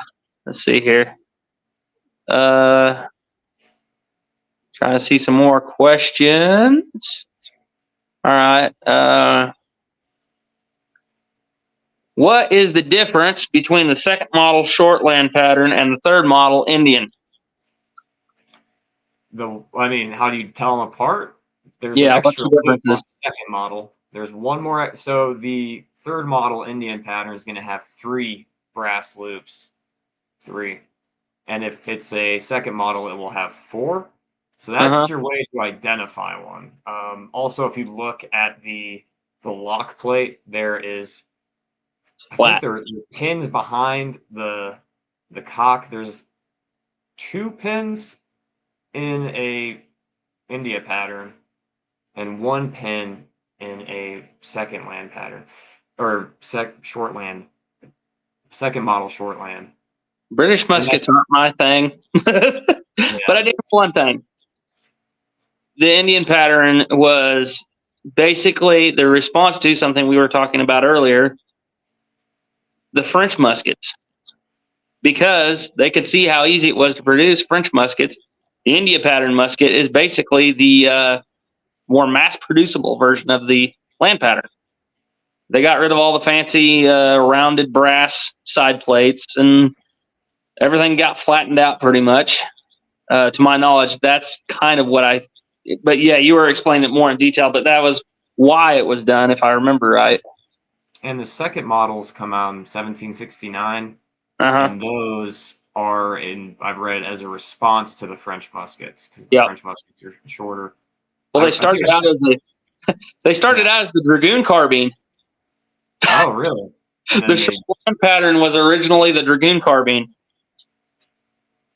Yeah, imagine being on horseback and trying to run that thing. Jeez. And then the Elliott carbine replaced it, and the dragoons lost their shortland patterns, went to Elliott's, and the infantry basically got the shortland patterns, unless you were a grenadier. Let me see here. All right, we're starting to get closer to catching up here. Andrew Dixon says, Revere, get him to come to InView. InView's September 22nd out here in Williamsburg, Virginia. So that's like the next big event. It's gonna be not that big. Well, if we're gonna get you out here, we gotta get you out here for a 250th. So next year is the beginning of the 250th anniversary. Yeah, that's what I was gonna say. Events, yeah, you have to do tryouts if you want to go up to do Battle Road at Lexington and Concord. We've been told like they actually have to send photos of yourself. Like there's so many people that want to get involved, but like a Brandywine, a Guilford 250, like those are the events that it'd be worth coming out for with the thousands of reenactors on the field. That's the stuff. Do they even do anything with Bunker or Breeds Hill? So they do, but it's up there in Massachusetts, right outside of Boston. Well, what was outside of Boston, I'm sure is now Boston. Yeah. So the actual Breeds Hill and Bunker Hill is like completely taken over by urban sprawl. Yeah, that's what I figured. There are reenactments because I've watched it for the Bunker Hill battle. It looks pretty filled out. Yeah. All right. Yeah, it'll have to be next year, but I definitely want to get out there next year, especially for the 250. You know, I hate to say it, but if I did a reenactment, especially Southern Campaign later war, I will have a firearm that not many people have for a British light infantryman. You have that pattern 1776, which technically I'd have to be a Tory. A Tory, which the Tories used them. I'm trying to remember. I think the Queen's Rangers had some of them. I'd have to remember. I'd have to go back and look. Did Ferguson have any as well, or just the Ferguson rifle? Ferguson had 200 Ferguson rifles. But I don't know if he ever. So there was only 200 Ferguson rifles actually issued during the war. And I don't know if they were all issued at one time. I can't remember because there was 200 Fergusons. There were 800 standard pattern 1776s, and there were 200, 2 to 400. I can't remember how many Hanoverian pattern 1776s there were. But yeah, there was only like 200 Fergusons, and I do know that at the Battle of Kings Mountain, I don't know for sure. I don't think they actually even had any there for that particular battle. Brandywine, they have them. Yeah. That's the one we know. And you might, I don't know if they were at Germantown. Pattern 1776s will show up at Charleston. Oh, okay. And they're going to show up at not Kings Mountain. They're going to show up at Cowpens. A few. I'm trying to think of where else. The pattern 1776 was it was almost like an experimental weapon. There just was not. Somebody's like, well, I mean, at least there was, I think it was 1,000, 1,200 of them issued out. I'm like, yeah, there might have been 1,200 of them issued out. Now compare that to the 110,000 French muskets or French pattern or French model 1766s that show up to America. Which, I mean, obviously, you know, you're not going to field them all, but that's a drop in the bucket. Let's see here. Not Turkey Creek. About the telescope on the Baker, there was a gunsmith from Wilmington that tried to affix a telescope to a rifle in the Revolutionary War. It didn't work out. Revere, I'll get Ben to bring it up when we were up there.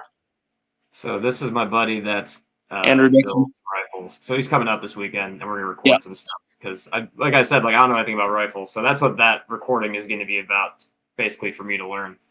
But he's all about it. You two should definitely get together because between your gunsmithing knowledge, you can build all sorts of things. Yeah, I'm starting to get in my groove with that. It's like it's always the first gun. It's like the first AK that evolved in my workshop.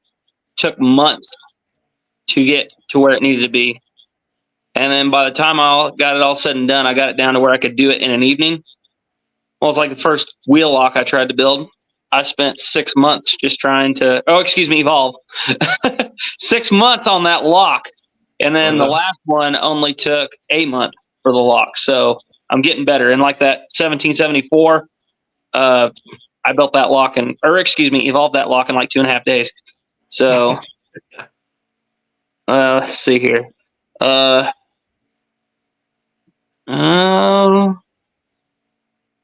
Christopher Combs says, is the term canoe gun a modern day term or is it historically accurate? I don't know. So I've heard it referenced to the 1803. Did the 1803 go with Lewis and Clark? That's a great question, because in the reference from the American Society of Arms Collectors that I pull from, he does mention they cut it down in half like a canoe gun to fit in the canoe, but I don't know if that's him talking post facto. So I think the half stock seems to be a pretty half stock short rifle. I see that. Yeah.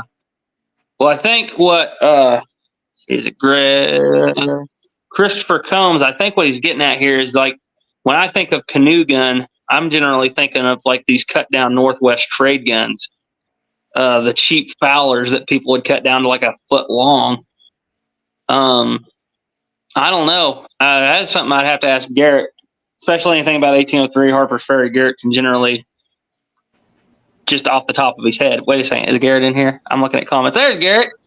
I can't tell you about the 1803 cut down, but it's generally accepted that the term canoe gun is kind of a 20th century term, but of course there's no way to prove that. The term blanket gun is more common in the later 19th century. I like how Garrett is just sitting here almost like he's in the backstage and just pokes his head out from behind the curtain every now and then. Well, I just wanted to make sure Revere got this question down here from 50th Tennessee CSA.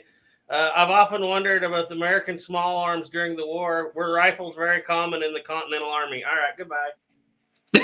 So they are common. There's a rifle at the beginning of the war.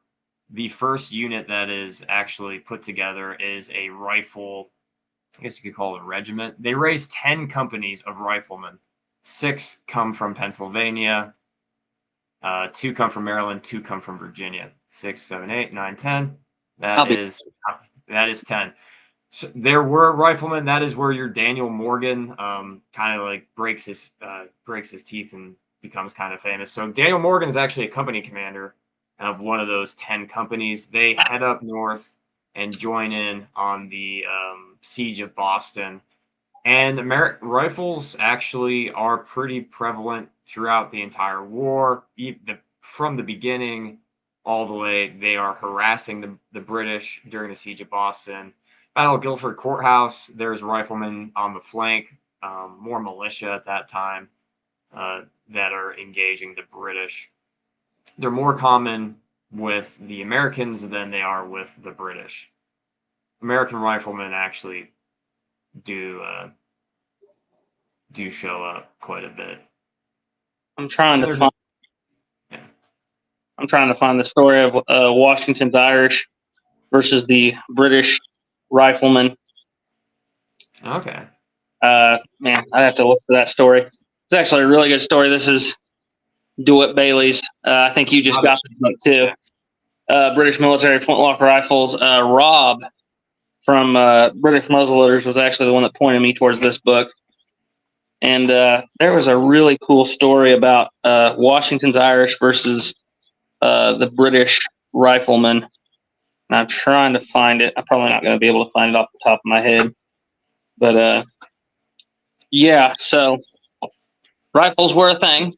They were a thing. They were not built into the organic regiment, though. Yeah. So you would have I think it's 10 companies. You would have your line companies, your light infantry company. They would all have muskets. Riflemen would be your specialist troops, but they are there. They are utilized. They are present. They're very proud of being riflemen. They're very hard to. They talk about them getting in fights with people. Washington didn't like them very much. Yeah, they were pretty independent. They came from Appalachia mostly. They came from the Western Mountains. They're much more independent. Yeah, because that's actually something. Yeah, good comments of them getting in fights. Go ahead, sorry. Yeah, yep. And I'm trying to remember that fight that was happening. It was specifically, that's why it was cool, because it was a one account of the American long rifle going up against the pattern 1776 rifle, and it wasn't the rifle that determined the outcome of the skirmish, is what it was. But I mean, it's actually a pretty detailed account, and unfortunately, the British ended up winning that skirmish. It was outside of the Americans were holed up in a barn, and they were taking pot shots at. I think it was in this book I read that out of. I can't remember. They were taking pot shots at passing British companies, and yeah, the pattern 1776 came into play. But on the flip side of that, it's one of my favorite myths of the Revolutionary War. Is generally when you see somebody who doesn't know a whole lot about the Revolutionary War, the Revolutionary War was won by the American long riflemen hiding in the trees. Now, to be fair, I've heard the opposite, who said the American long riflemen had nothing to do with the outcome of the War of Independence. The answer is, as most things, it's a happy medium. No, the war was not solely won by riflemen in the trees. However, that battle at Kings Mountain, that thing, if it hadn't been for the Battle of Kings Mountain and Ferguson not arriving to help with another battle that happens just down the road named Cowpens, the war might have probably would have prolonged it quite a bit. Because we can play this out too. So if Kings Mountain doesn't happen, Cowpens doesn't happen. If Cowpens doesn't happen, then Daniel Morgan doesn't retreat and get General Greene to take over. Yeah. Greene. So there's no race to the Dan. There's no Battle of Guilford Courthouse. If there's no bloody Battle of Guilford Courthouse, Cornwallis isn't so bloodied that he has to pull back to Wilmington. Nope. And then they basically give up this. They don't give up, but they're like, all right, you got orders. And then it's those grueling battles. Most of them are victories too for the British that end up to be just So yeah.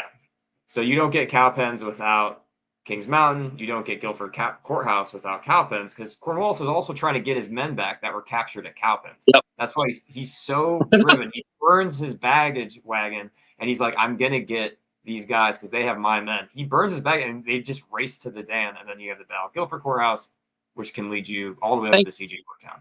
You think one of the guys that he was trying to get back called one of them Americans a rather cheeky fellow? Yeah.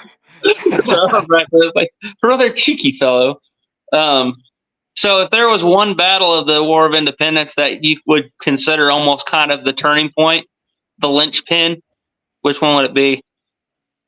Oh, for a couple. Well, I mean, I'm gonna have to do the obvious, Saratoga, just because it's such a huge loss for the British.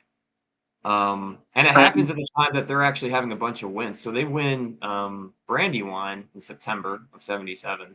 So basically, they capture Philadelphia. They win the Battle of Germantown. But all that gets negated by Saratoga because the French, which had been covertly supporting the Americans, overtly sign a treaty to now militarily engage. And that completely just changes the whole aspect. The British now go from fighting rebellion to now they have to protect their more valuable colonies, which are in the Caribbean, the sugar colonies, because now you're also spread out from the Caribbean all the way to India, and you're fighting the French. So see, that's the thing most people don't get. Is like, is there any battles that were kind of like the linchpin? Yeah, kind of. Kings Mountain, I would say, is one. Trenton, Saratoga. Yeah, I mean, yeah, 100%, yeah. But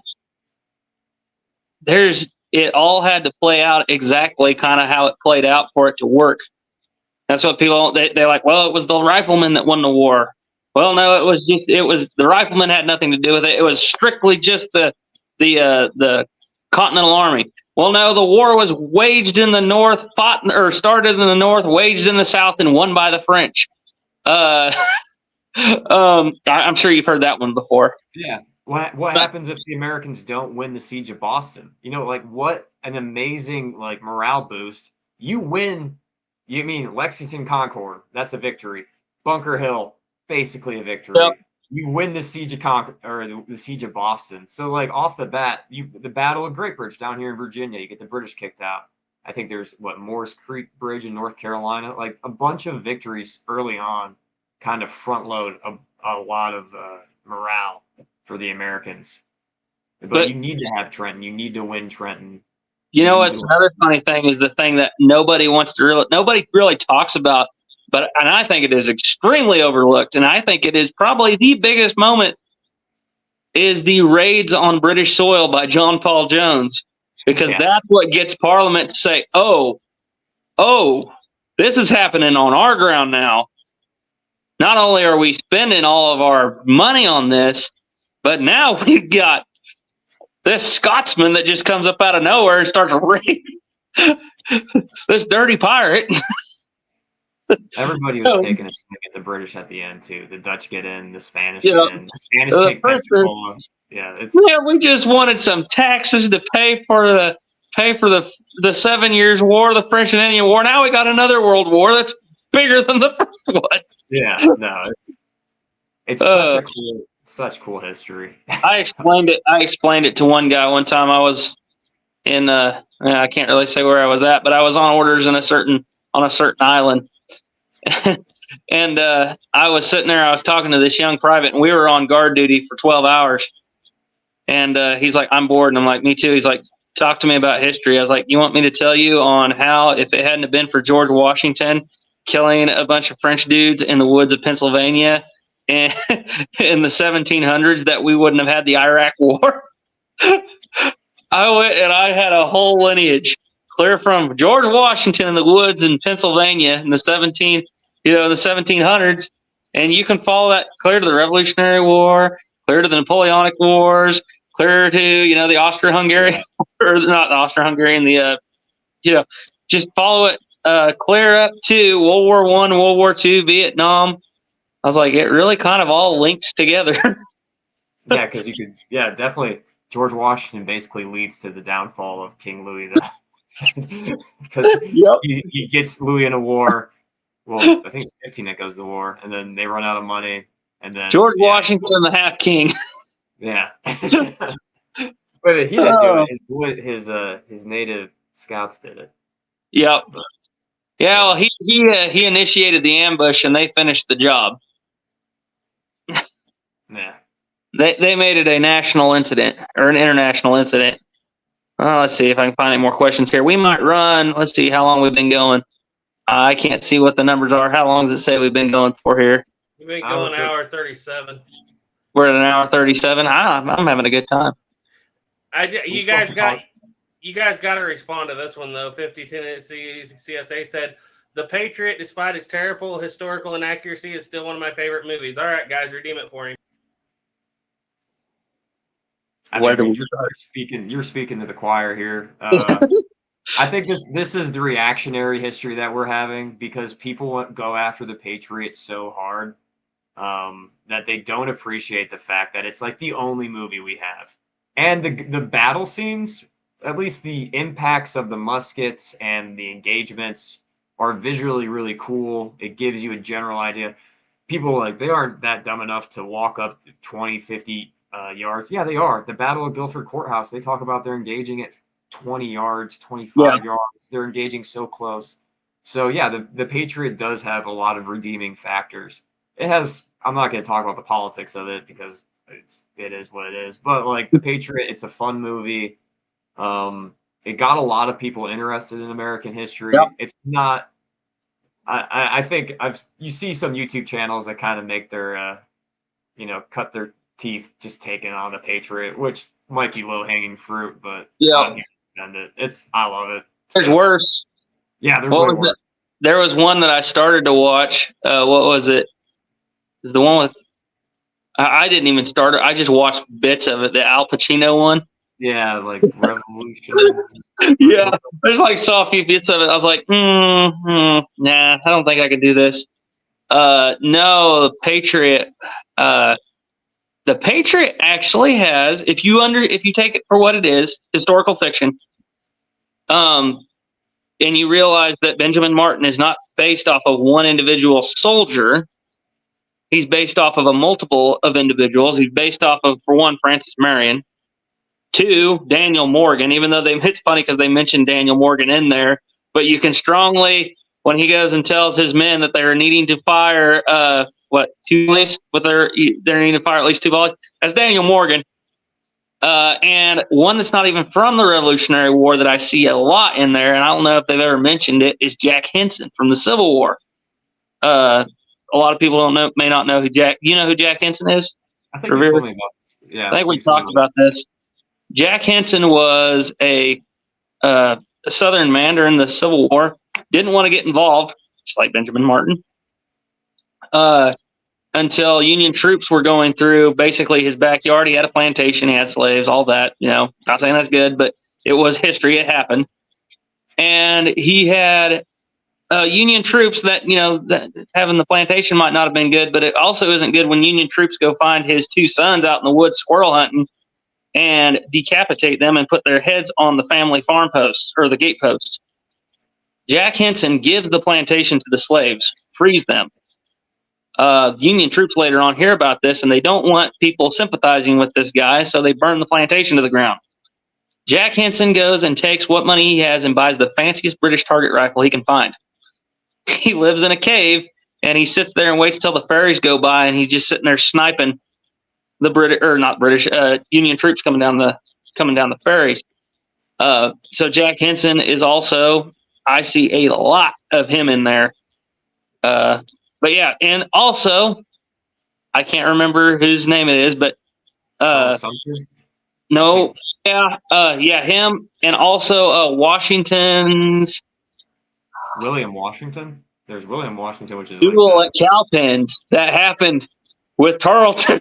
Yeah, it may not. It's like it may not have been a flag, but it's like Cowpens actually wasn't too bad. I mean, yeah, you see the British showing up in column. That's kind of weird. Yes, they're opening up the battle with artillery instead of Morgan's rifles. But other than that, it's pretty spot on. I mean, yeah, you got the whole dramatization of obviously Tarleton didn't die there, but it was pretty good. Other than that, especially I think what was it they said the British chain of command took 80% casualties in like 3 seconds. I was like, wow.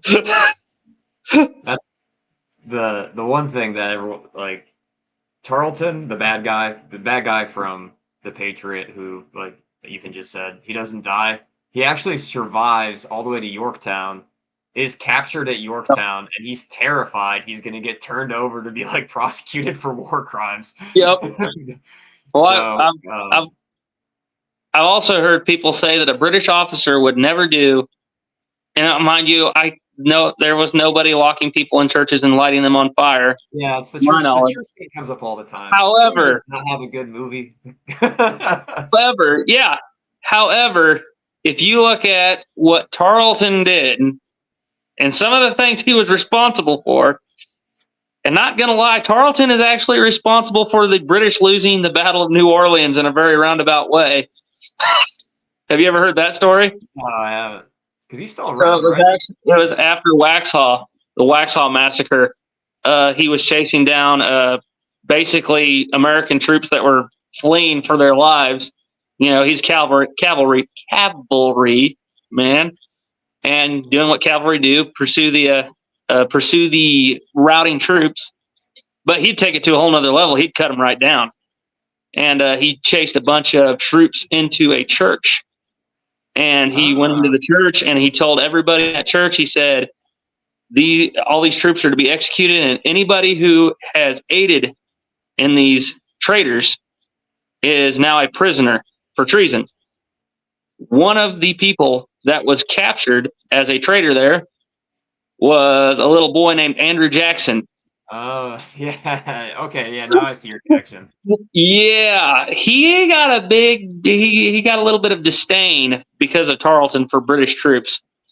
And yeah, that kind of played into some things. But oh man, got me started on this. Old Hickory. For the Revolutionary War, though, we could dip anywhere from Matchlocks all the way up to Napoleonic. But like I saw the comment. Sullivan Green said Brandon F. I'm not going to say anything, but you see the comments. It's selling too much in my book, saying that they were perfectly fine, professional. It's like, but we have primary source. Like you have Tarleton. Tarleton loved burning down Presbyterian churches. He called them dens of sedition. So he didn't burn down with people in them, but he loved burning down Presbyterian churches. Also, my favorite line in that entire movie, Reverend, I'm walking away, and he's got a Pedersoli 1763, holding that Pedersoli 1763. I must tend to my flock, and at times throws down at the I think it's a waiter hat or something. Fight off the wolves. I'm like, yeah. Which that was actually based off of a true story too. There was actually a Presbyterian minister who showed up behind the pulpit, and I can't remember his name. Let's say Clark. I can't remember. He shows up in his black robes, and he gets behind the pulpit, and he starts preaching. And I can't remember what he said, but it was very similar to that. And he actually throws off his black robes, and he's wearing a Continental uniform, and he has his French musket propped up behind the pulpit.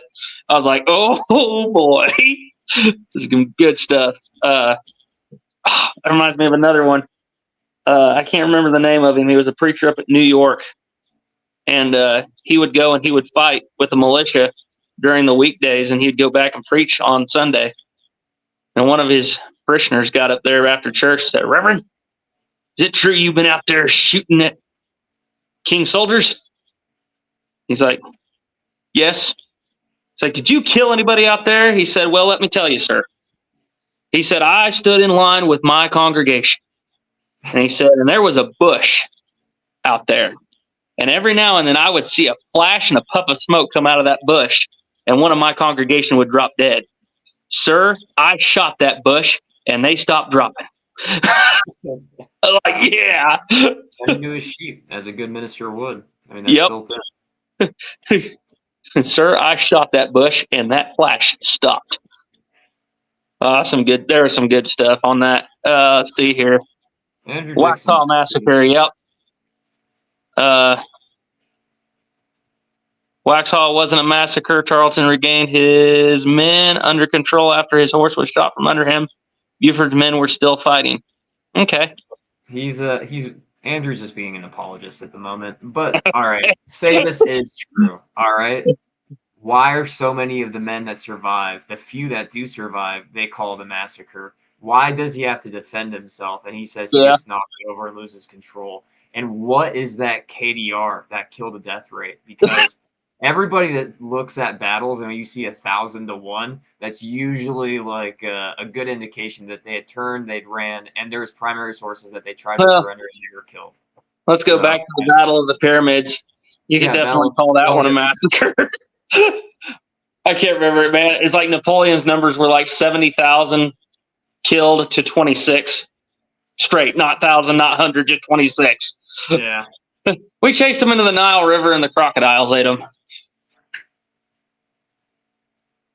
But, that's the job of a good cavalryman. Cavalry, what was it? What did Napoleon say about that? The infantry, or the cavalry exposes the weakness and pursues the rout. He's like, that was the job of the cavalry. I have a question for you, Ethan. Oh, boy. What is it? I don't think he's here. So this actually was posted on one of my videos. What would happen if you used a 50 caliber ball in a brown vest? Would the bullet even exit, or would all the gases and pressures go around the ball? I've done this before. Here's what happened. So, now mind you, if you put a wad in between the ball and the powder, and wad on top, obviously, it's actually going to come out of there with good enough velocity to do some damage. But when you just put the ball and then wad on top, like I like to do with everything, here's what happens. Boom. It literally, I shot it off, and the ball rolled out and landed about 10 feet in front of me. So it just loses so much. Yeah. Yeah, there's just nothing there. Tried it with buckshot too once before. You got a wad in between your powder and your shot. Whenever you get that low or that small of caliber. You're telling me they were shooting. You shot 62. The French switched over to 62 caliber balls.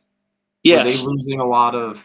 Were they losing a lot of range on those as well when they went to a lower ball? Did they do it to save lead? Did they do it economical reasons? So the whole reasoning behind that was the French Revolution.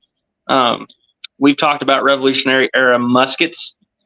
So people don't realize the French Revolution, I describe it basically as the first real communist revolution. The whole idea of going after the aristocrats, whatever. Yeah, having a hard time thinking of words right now. Going after these people who have wealth and all this, eat the rich.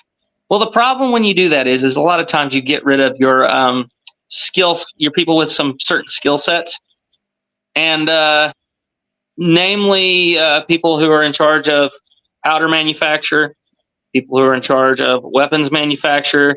The French revolutionaries, I got to remember, they sacked Saint-Étienne. They completely destroyed Charleville. Took almost all of the gear. That's why you really don't see a whole lot of Charleville 1777 A and 9s. Charleville was completely sacked. Saint-Étienne was, but to a lesser extent. A large part of Charleville was actually destroyed too. Maubeuge sacked. They had an explosion in 1793, I believe, at one of their powder manufacturing plants, which definitely was not the British. But they had an explosion at one of their largest powder manufacturing mills, and this caused them to go basically into panic mode, and they had to switch over all of their powder for logistical reasons to artillery powder, which was a different ratio, different grade, and they switched over for that, and also the Revolutionary era muskets. Once you lost your manpower, your talented people who knew how to run these machines, like I'm drawing a blank now. Been doing this for too long. Guy invented the 77. Gribeauval. There we go. Gribeauval, Henri Blanc, losing all those guys. They're subcontracting to over 200 subcontractors of muskets between France and Belgium. The quality is poor, to say the least. Some of the guns are not safe to shoot whenever they come out of the little workshops. So the way they combat this, and they're wanting to increase the rate of fire and lower the pressure in the barrel. So these French Revolutionary era muskets aren't just going to detonate. So the best way they can find to do that is to reduce the ball diameter to 62 caliber. And also that artillery powder is going to help too, because it actually creates lower pressures. So to sum it all up, the French Revolution made for trash guns, trash powder, and therefore lower your ball diameter so you don't have guns blowing up in people's faces. There was an earlier comment, somebody had said, why does the Charleville have such a bad rap? And I think that comes mostly from the Napoleonic and Revolutionary Wars, right? That's where it starts to get a bad reputation, because I don't seem to run into that about the French, Andrew Dixon says, you and your Whiggish propaganda. Yes. Have you ever... there's actually an old Walt Disney movie. You ever watch Johnny Tremaine? No. What's that? It's an old Walt Disney movie from 1956. We had it on a VCR tape when I was little.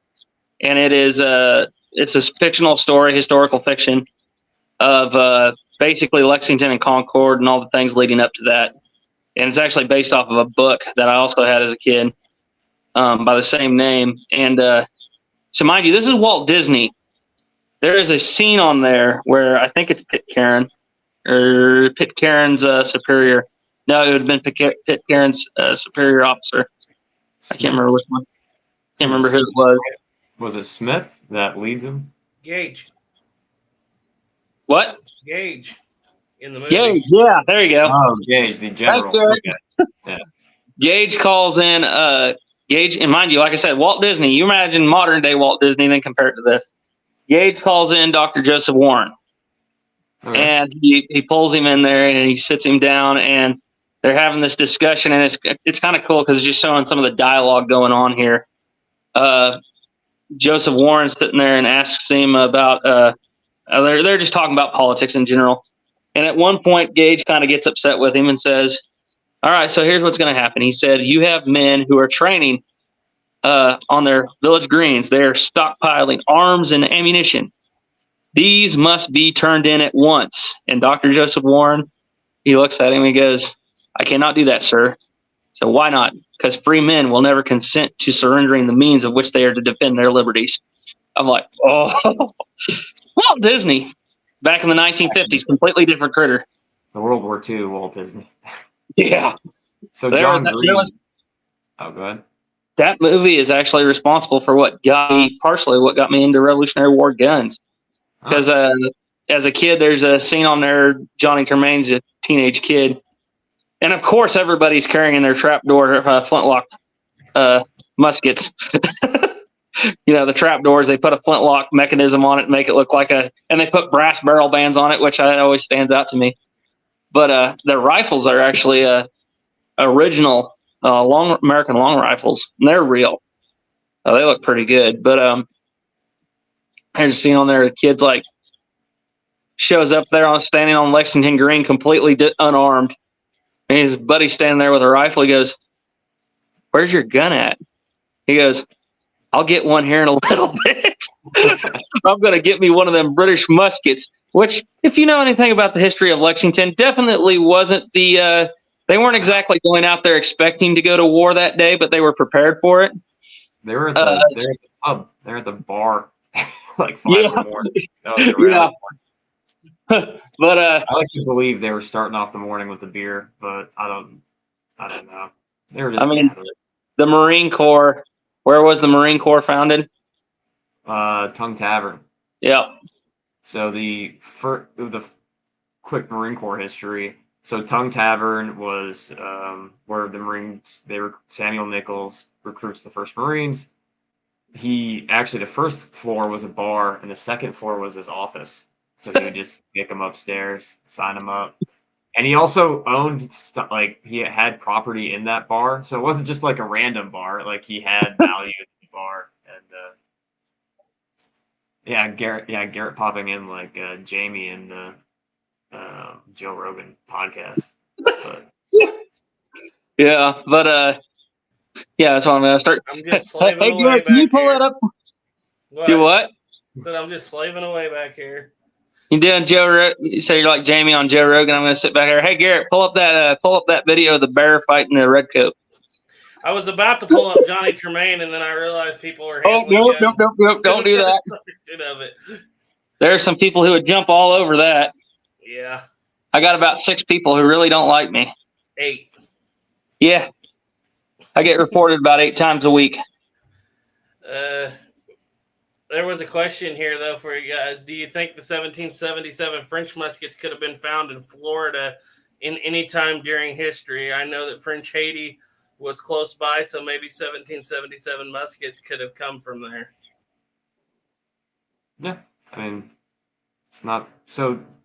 Florida, East Florida, West Florida goes to, because Florida's 2 colonies that don't join the Revolution. West Florida, Pensacola falls to the Spanish. East Florida goes back to the Spanish. I mean, it wouldn't surprise me if a 1777 made it up there. Probably like a colonial one or a naval one. It wouldn't be that. I could buy that story. A matchlock, I can't buy. Yeah. So, at least it's the same era. And just like you said, like at Haiti, I don't know what they went to Haiti with, but by the when's the Haitian Revolution? Like 1803, 1802. By that time, yeah, they would have had 1777s. we don't get Florida until the 1820s. Gun running, smuggling, that's a thing. So I like how he got the Louisiana Purchase. yeah, There's a reason why they called Napoleon the thief of Europe. yeah. Like Hey, everyone. my brother is your new king of Spain. Oh, guess what? I need money for my war in Europe. Hey, brother, sell off all of Spain's holdings in North America. People were like, Napoleon's so dumb. Cheap. Napoleon had nobody in he just sold land. He took the land from the Spanish and just sold it to the Americans. They're like, we got it for 5 cents on the mile. It's like it's just free money to him. And we It was. one of the few debts we paid off immediately. We just paid it up, and That's why you realize when you watch Waterloo and you got Christopher Plummer, playing Wellesley, Duke of Wellington, sitting up there. So there's the great thief of Europe. And that was what my little brother Noah was watching that with me. He's like, why did they call him a thief? I was like, well, the ground that you are standing on was a part of that deal. Oh, yeah, that was one way to do it, I guess. That's what I think is actually funny, even going back further on. I don't have the book right here. This is kind of getting off of Revolutionary War history, but I have a book on the different colonization of North America, and one of the interesting parts of that book I found was I think it was the Onata expedition in the 1580s, and they have drawings, of what the guys that were coming across the plains. They basically came up from out of Mexico through. Okay, I got to remember, it was like through Mexico to Arizona. It came around kind of New Mexico, Oklahoma. Actually came through my area in southern Kansas, then looped back around kind of by eastern Texas, and then went back down into Mexico. But they went up into the Great Plains, and if you could imagine guys riding across the Great Plains in the 1500s, imagine you're a local Plains native out there at the time. And you look out here and you see armored completely from head to toe, armored plate armor, knights carrying wheellocks, lances, swords, wearing the bassinet helmets, coming across the Great Plains. I was like, that is something you really just don't think about very often. But I thought it was funny. 1580s, they're carrying wheellock rifles. Yeah, and they were actually really, really cool looking rifles too. Matter of fact, not too far from here, I think it was from Coronado's expedition, they found a Spanish halberd head just down the road over here. Garza Vlog says, heard somewhere that Napoleon was going to send one of his marshals to recover the territory of Louisiana, but then decided to sell Louisiana to the U.S. That sounds about right. Yeah, I also heard like the Haitian Revolution was going so poorly for them that they're like, yeah, we need to get out of here. Like, it's not worth it. What time? I can't remember, when did the Haitian Revolution, what time period was that? Was that during Revolution or right after the Revolution? Yeah, it's like, I just pulled up on Wikipedia because I didn't remember. So it says it is 1791 to 1804. Yep, that's right in the heat of the Reign of Terror. Yeah. So that's France is they would be in no position at all whatsoever to be holding on to any colonies. Can't even control their own country at that point. Yeah. That's whenever Napoleon gets his rise to power with a whiff of grape shot. Too bad we could have had a great movie, but we got what we got. So. Well, if you want a good movie on Napoleon, I'm telling you, there's Waterloo, and there's also that 2002 miniseries is, it's good. Okay, I'll have to check out. I've seen Waterloo. I love Waterloo just for the amount of people.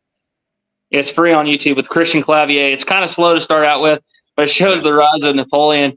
He talks about, because you know how he got kind of put in charge of things in the first place, right? Well, yeah. The Royalist Rebellion. Yeah. He was married to somebody, or he was just, no, that was how he got Italy. Because he takes too long, and then he comes back, and he's about to get kicked out because he's a Jacobin. He's in trouble, and charge of like the guard? Well, he rose to power because he was just a little lowly artillery officer, and he was charged with the royalists were wanting to have another revolution, and this time they were going to pull the old Uno reverse card on the French Republicans.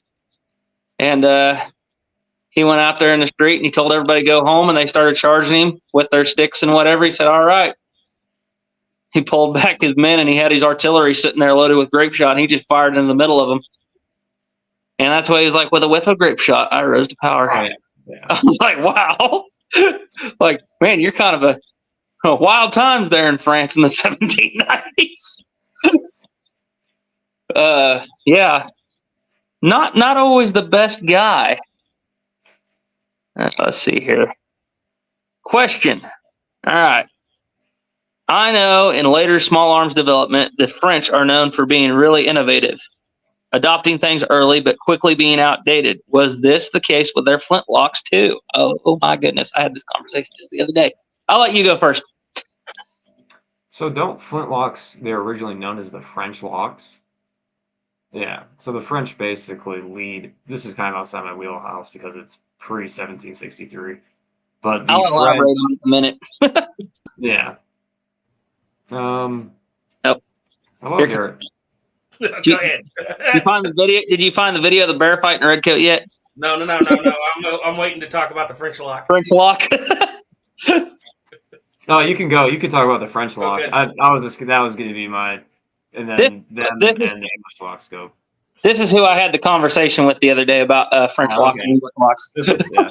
Okay, so I do the study for Ethan's Thanksgiving videos, and the sear types that lead up to the French lock. All right, you have your wheel lock, or originally you have your matchlock, which is obviously comes first, and then, well, not very first, but first of the what I call the modern styles of weaponry, and then you have your wheel lock. Now those are two separate families of lock. The wheel lock is differentiated by the sear going sideways. The matchlock sear always comes up. So as you move on, the snap-ons is a follow-off of the wheel lock. Sear goes sideways. And the Where- snap lock. The snap lock is the snap-ons. Oh, go ahead. Snap-ons falls off the wheel lock. The snap lock falls off of the matchlock. The dog, what we call the dog lock, will come off of the matchlock, and the French will adopt the first true flintlock. And I know you said earlier how that the French Charleville carries on in American production up to the 1841. I would argue that the stock and the barrel band setup itself follows up to 1893. So yeah, they got it early. That's if you throw an 1888, even though it's shorter and it's only two band, doesn't have that big nose band and it's rifle. If you throw an 1888 trapdoor full length rifle to your shoulder, it feels like a Charleville musket still, doesn't it, Ethan? Yeah, feels like a miniaturized one. So when you look at it that way, you're looking at basically that system and what is basically that same stock. When did the first barrel bands come in 1720s? First barrel band came in on the model 1728. Yeah, so 1728 to what I consider, even though, like you said, there's an argument that can say that the design changed in the 1841 with the Harper's Ferry gun. But in my mind, it carries from 1728 to 1893. So, yeah. Well, really, guns carry on a long, long way. it even carries on further than that. I was talking to a guy the other day. We're talking about Russian muskets and about how they are off of the French muskets. And I was trying to explain this to a guy the other day, and he was like, I was like, it actually carries on for a long time. He's like, well, what do you mean? I was like, well, you got a Mosin Nagant on the wall back there. Pull that down. So we look at it, and I said, take a look at these barrel band clips. I said, now, I had my 1774 there. I was like, take a look at these barrel band clips. They're pretty much the same. Yeah. You got a hole drilled through the stock with that L shape with the pin. I was like, that has carried on clear up into, well, technically, the Mosin Nagant is still being used to this day in Ukraine. Yeah. So it's like that barrel band clip idea has held on for a very long time. No, for sure. I would. Yeah, I agree with all that.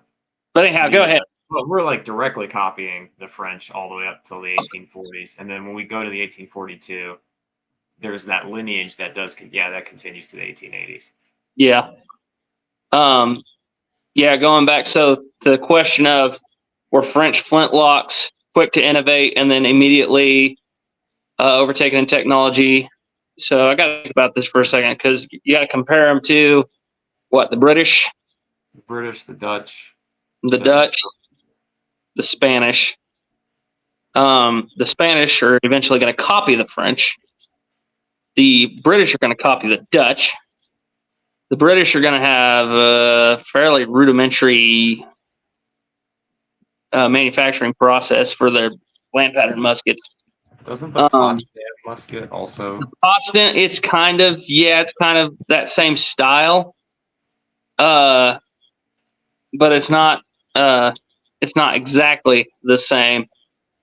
But so I don't know. Now the French really held, as far as smoothbore muskets go, they were top dog for.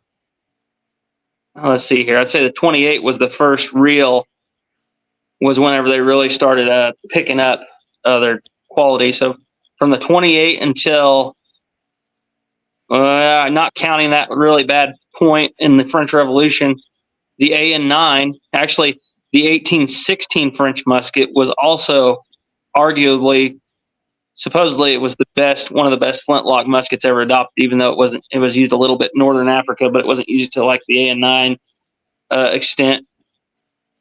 So really, until from the 1728 to the time of the percussion cap for smoothbore muskets, the French kind of owned it.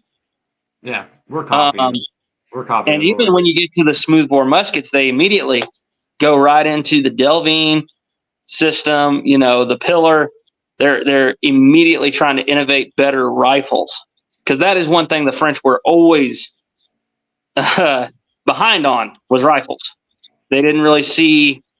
There was I want to say it's the 1796 cavalry rifle. That was like the only flintlock rifle the French ever adopted, and they didn't adopt very many of them. But once they get into that whole rifle thing, they're immediately trying to get better accuracy with, like I said, the Delvine system, the pillar breech. And then they're moving on to eventually the Minier ball. And then once we get that rolling for a little while, they're going to invent smokeless powder. And then they start getting to that whole point of getting overran in technology. But I was actually explaining this to a guy the other day. I said, you realize the time period from the last issued French flintlock smoothbore musket, the model 1836, which was retired in the they eventually started converting them to percussion cap, but they officially stopped using the flintlock mechanism in the 1840s. The time from that to the time of the machine gun was only like 45, 50 years. It's unbelievable. I was like, there was a whole lot of innovation that happened very quickly. After using flintlocks for like 200 years, 250 years. Well, that was percussions like there, and then breech loaders, and then you got. Here's to tell you how slowly that technology moved with the black powders. So over here on the wall behind me, I'll take my hat off for this. I was thinking about this the other day. Man, it blew my mind. So that gun, second from the bottom, that is the original AN9 musket. That musket is 209 years old. It was made in 1815, January to March of 1815. All right. We are closer. Less time has elapsed from now until the time that gun was made than elapsed from the time that gun was made until that original wheel lock that it was cast off of was made. It's about 225 years. Wow. So in 225 years, you went from a wheel lock muzzleloader black powder to a flintlock muzzleloader black powder. And then in another 200 years, you went to ICBMs and stealth fighters. And it's just insane that we're closer to that AN9 than that AN9 is to that that wheel lock. That's crazy. So, man, we've been going on for a while here. Should we talk about what my the orders are for next week, I guess? Yeah, we were kind of going to discuss it, I guess. What's your plan? I kind of had an idea of what, so I wanted to split this video into 2 parts. Okay. It's probably going to be just as much you as it is me. But I kind of thought about, what would you say about, I could discuss maybe the development of the guns, and you could discuss their fielding and their issuance and their adoption in the War of Independence. Yeah, that's awesome. Because I feel you are way stronger on that than I am. I've got the books. I got tons of books on the French development of these muskets, but I'm not very well read up. I mean, I've got some knowledge of how they were adopted and fielded and serviced.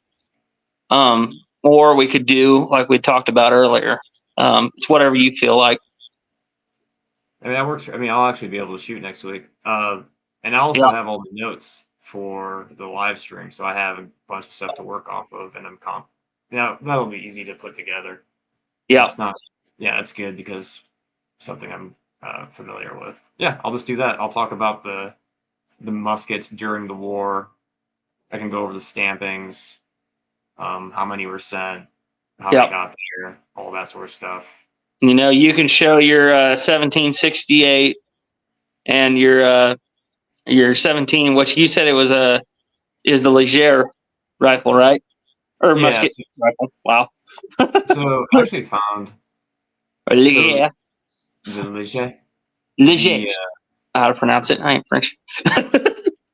Is from my understanding, it's the because they took the 1763s and they restocked them and they rebarreled them. Mm-hmm. I think that's what that is trying to do. And I just found my note from our live stream. The light model 1763 musket, also known as the Stanville musket, was sent back to the Leger arsenal, was developed to address the weight issue of it. So I'll go and kind of clarify that. But yeah, so that, I mean, I'll take that. I'll take my 1766-68, the one I can actually shoot. I'll just leave the original here, so I don't. Yeah. I'm already taking. You don't want to shoot it. I don't blame you.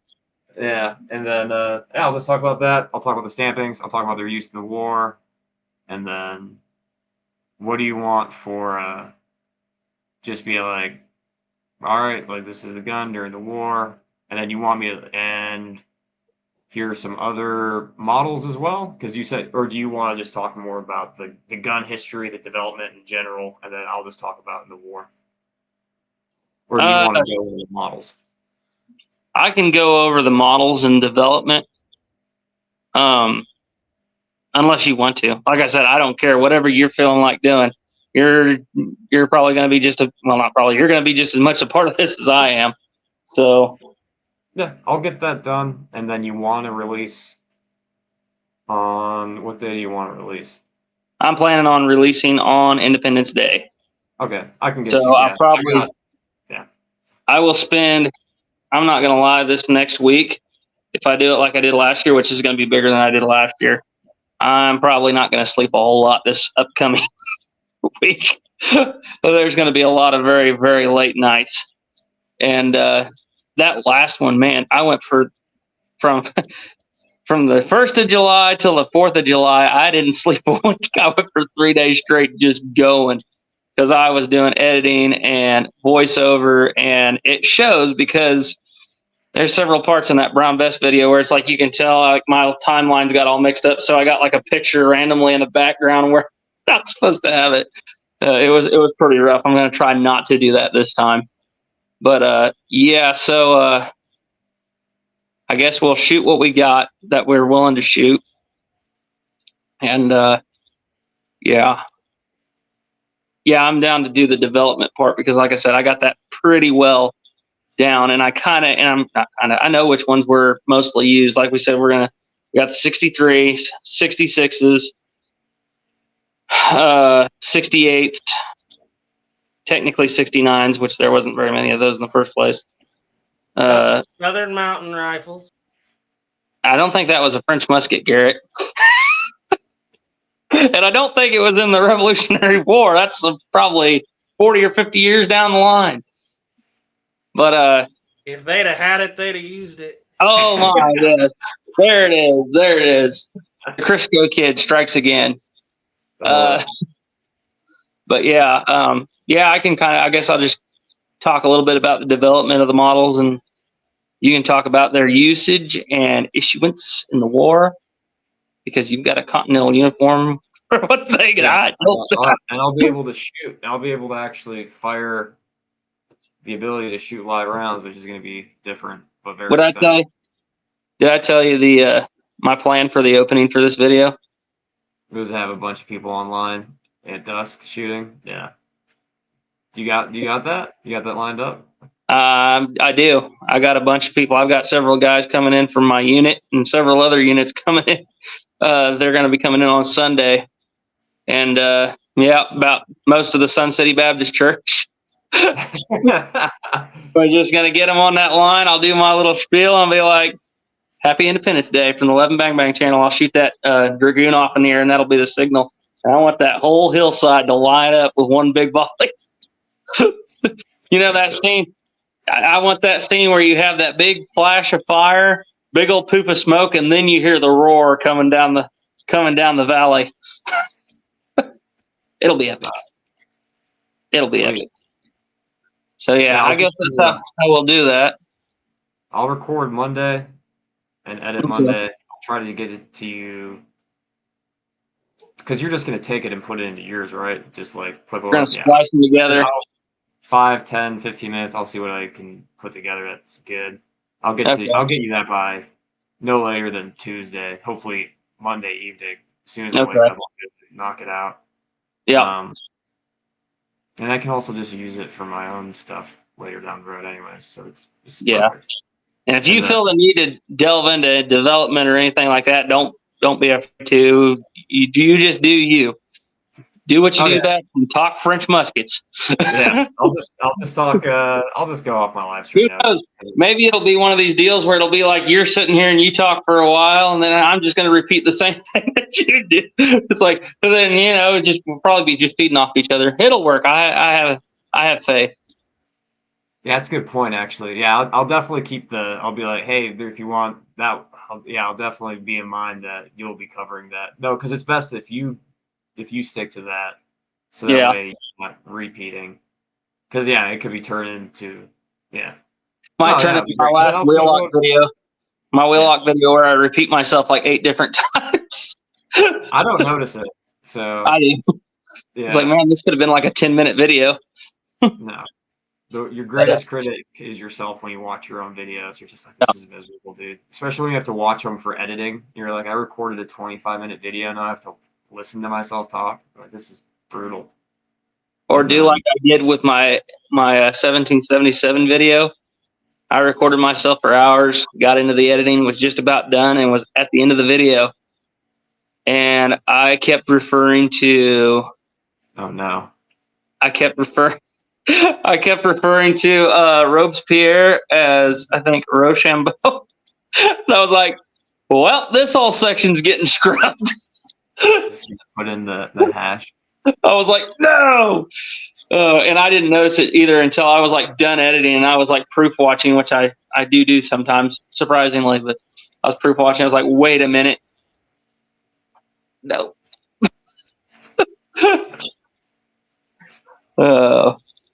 But yeah, anyhow, well, I guess that'll be our plan then. See if we got any comments right quick, and we'll probably get ready to call it a night.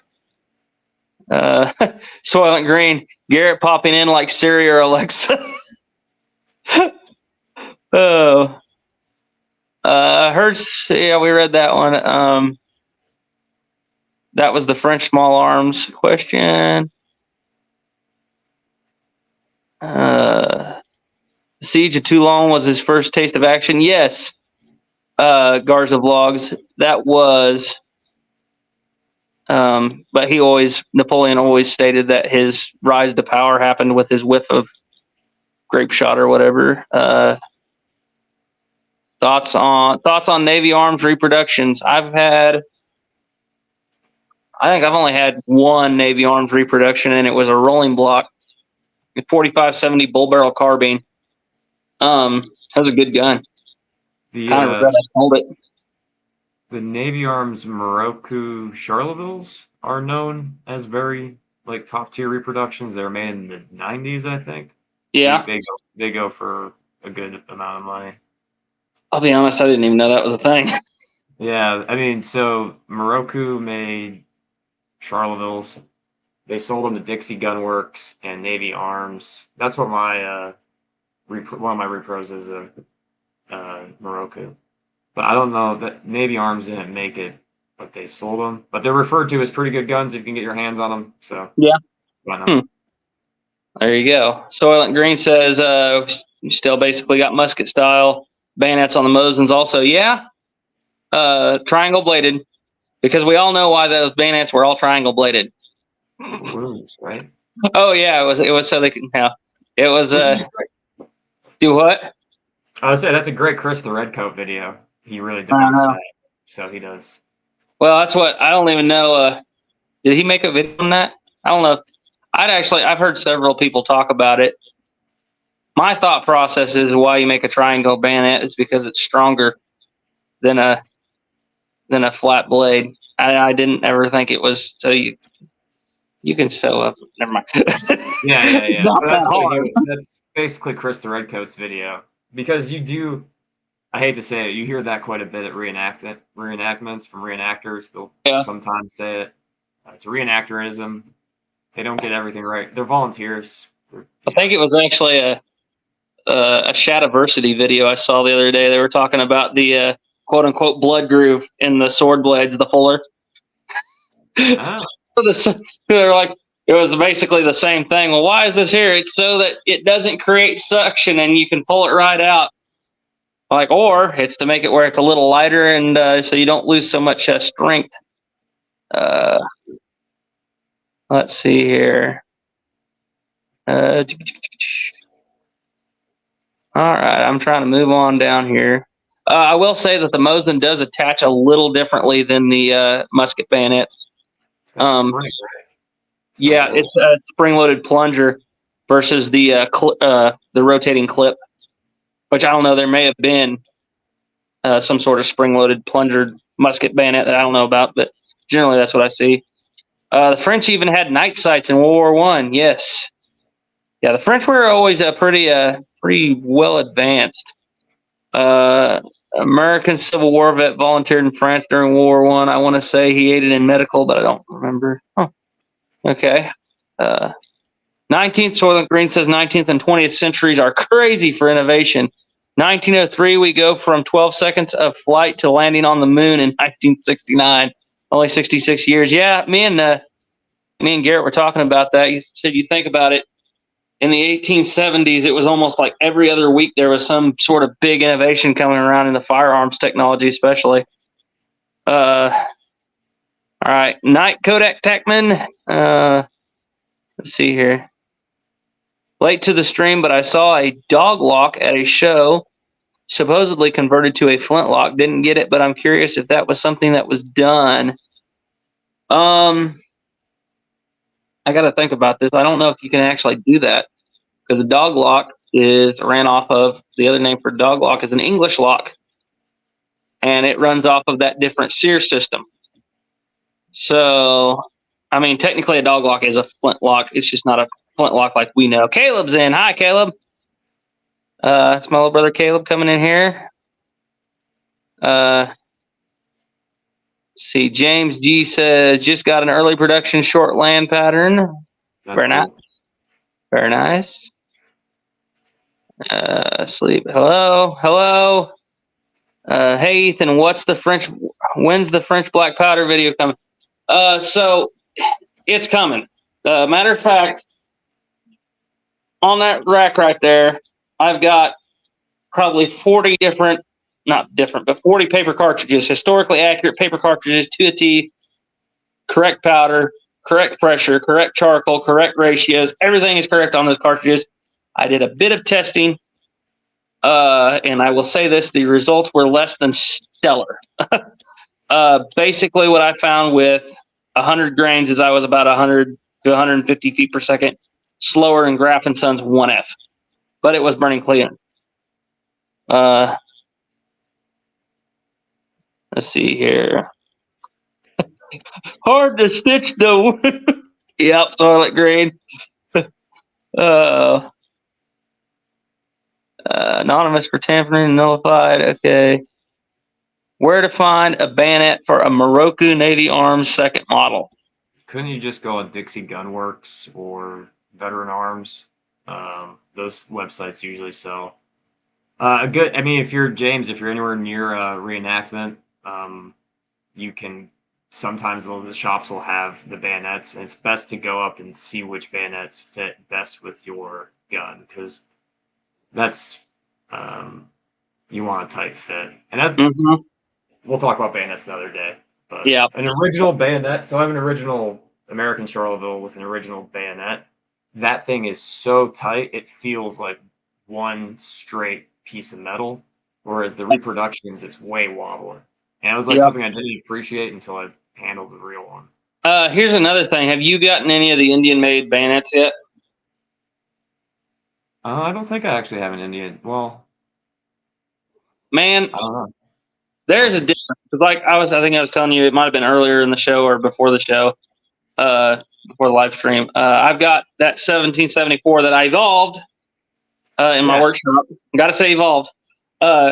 Caleb actually brazed on the bayonet lug for me, and then I fit it with a hand file to an original bayonet. I think it's probably for either 1795 or 1816 Charleville Springfield style.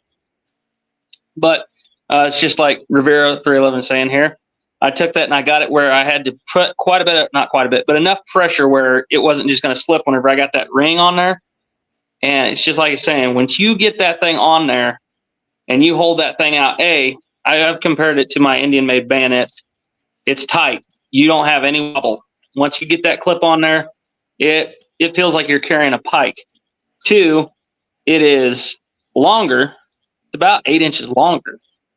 And 3, it feels lighter. It feels way lighter on the end of the gun. So, like I said, the best way to describe it, you snap that thing on there, you clip it on, you're like, okay, I could go to war with this. You understand bayonet fighting. You're like, oh, I got a spear. I got like a legitimate. Yeah. Yeah, it's like I've got a pike. I could fight with this. Which is funny because if you look at the actual bayonet fighting training back in the day and the old spear manuals from the medieval times, it's pretty much the same. Yeah. Let's see here. Howdy, Justin Downey. Soylent Green. Same as you can't hit anything with a musket. I've recommended Ethan's long-range musket vids about 1,000 times at reenactments. Oh, thank you. I need to do another one with that wheel lock because I was having hang fires with it. Whenever I made my last video, I kind of fixed that. I made a little larger touch hole. But with those rifle-style sights, I was shooting that thing, and you would be surprised at how accurate you can shoot with one of those wheel locks with good iron rifle-style sights. Some guys in my group run OG bayonets. It's really cool for interp, and I'm trying to find one. And are you guys going to come up north for events? I'll let you.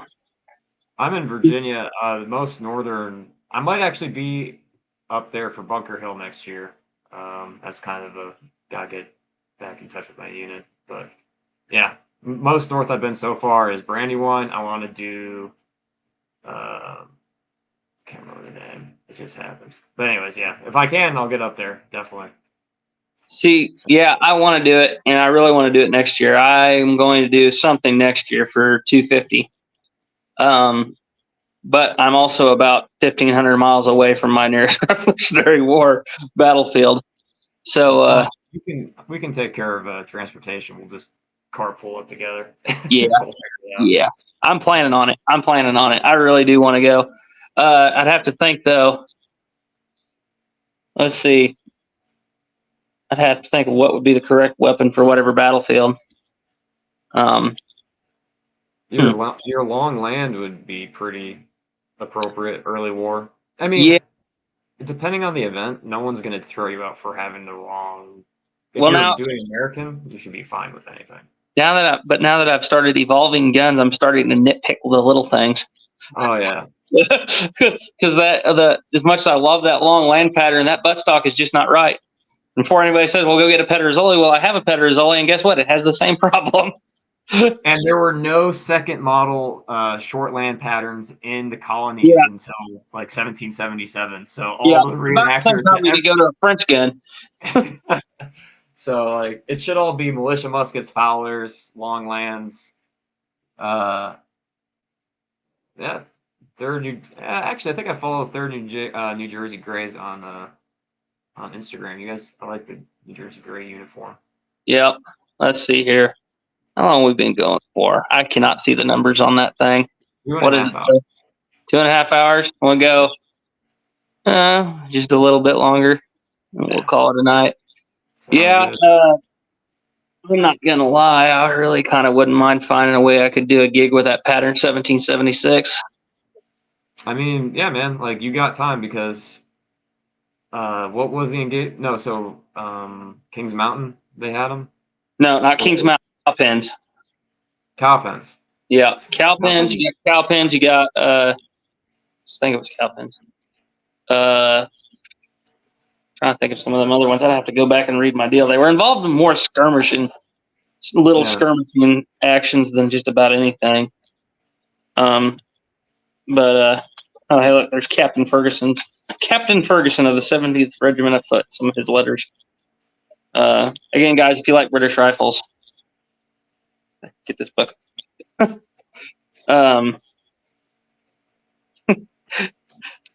be a Jaeger, and that way I got to keep my mustache. I don't know. What's the word on the Germans, the Hessians and mustaches? German reenactors are generally allowed to get away with mustaches. I mean, if you want to go into a deep dive, join some of the reenacting Facebook groups and see the absolute meltdowns over beards. I know. That's why I am a member of several of those Facebook. Oh, you are? Okay, so you know what I'm talking about. You see it. It's hilarious. But I'll have to shave it off this next week, and that's bad because I don't think I've had this. I think I've had this mustache for 3 years now, or beard. Crying shame. Oh, let's see here. I think we're about to wrap her on up here in just a little bit. But yeah, no, I would actually love to run that pattern 1776. It's just such a cool design. Yeah. And as much as some people who are probably going to chime in here in a second, I hate to say it, might have been the superior rifle of the war. I'm waiting for it. For it. Oh, not gonna. Oh, there he is. Hi, Garrett. I didn't hear you walk in. Monmouth. That's what I was thinking of. Monmouth is a pretty good event. That happens in New Jersey. Trenton. Yeah. There's a bunch. We'll figure it out, man. We'll get you out there. Yeah. Well, I guess I'll probably wrap her on up then. Awesome. So, guys, thank you for tuning into this, and be prepared for Independence Day. It's about to be a long and crazy week, or however long it's left. I think I basically got less than a week to get all my stuff done. So before I got to start editing. So yeah, I will see you guys then. Got anything else to add to that, Revere? No, thanks for having me on. Thanks for this is always a highlight of just talking French muskets. Oh yeah. So no, thanks for having me on. Yeah, I'll get that to you no later than Tuesday, and then yeah, it'll be fun, man. And then that way you can watch the Patriot on 4th of July. So be relaxed and done. Yes. Hopefully it's gonna run smoother than last year. That's all I can say. So, all right, guys. Well, that's all we got for you tonight. So, as always, thank you for watching. Trust in God and keep your powder dry. Bye. See you. Bye.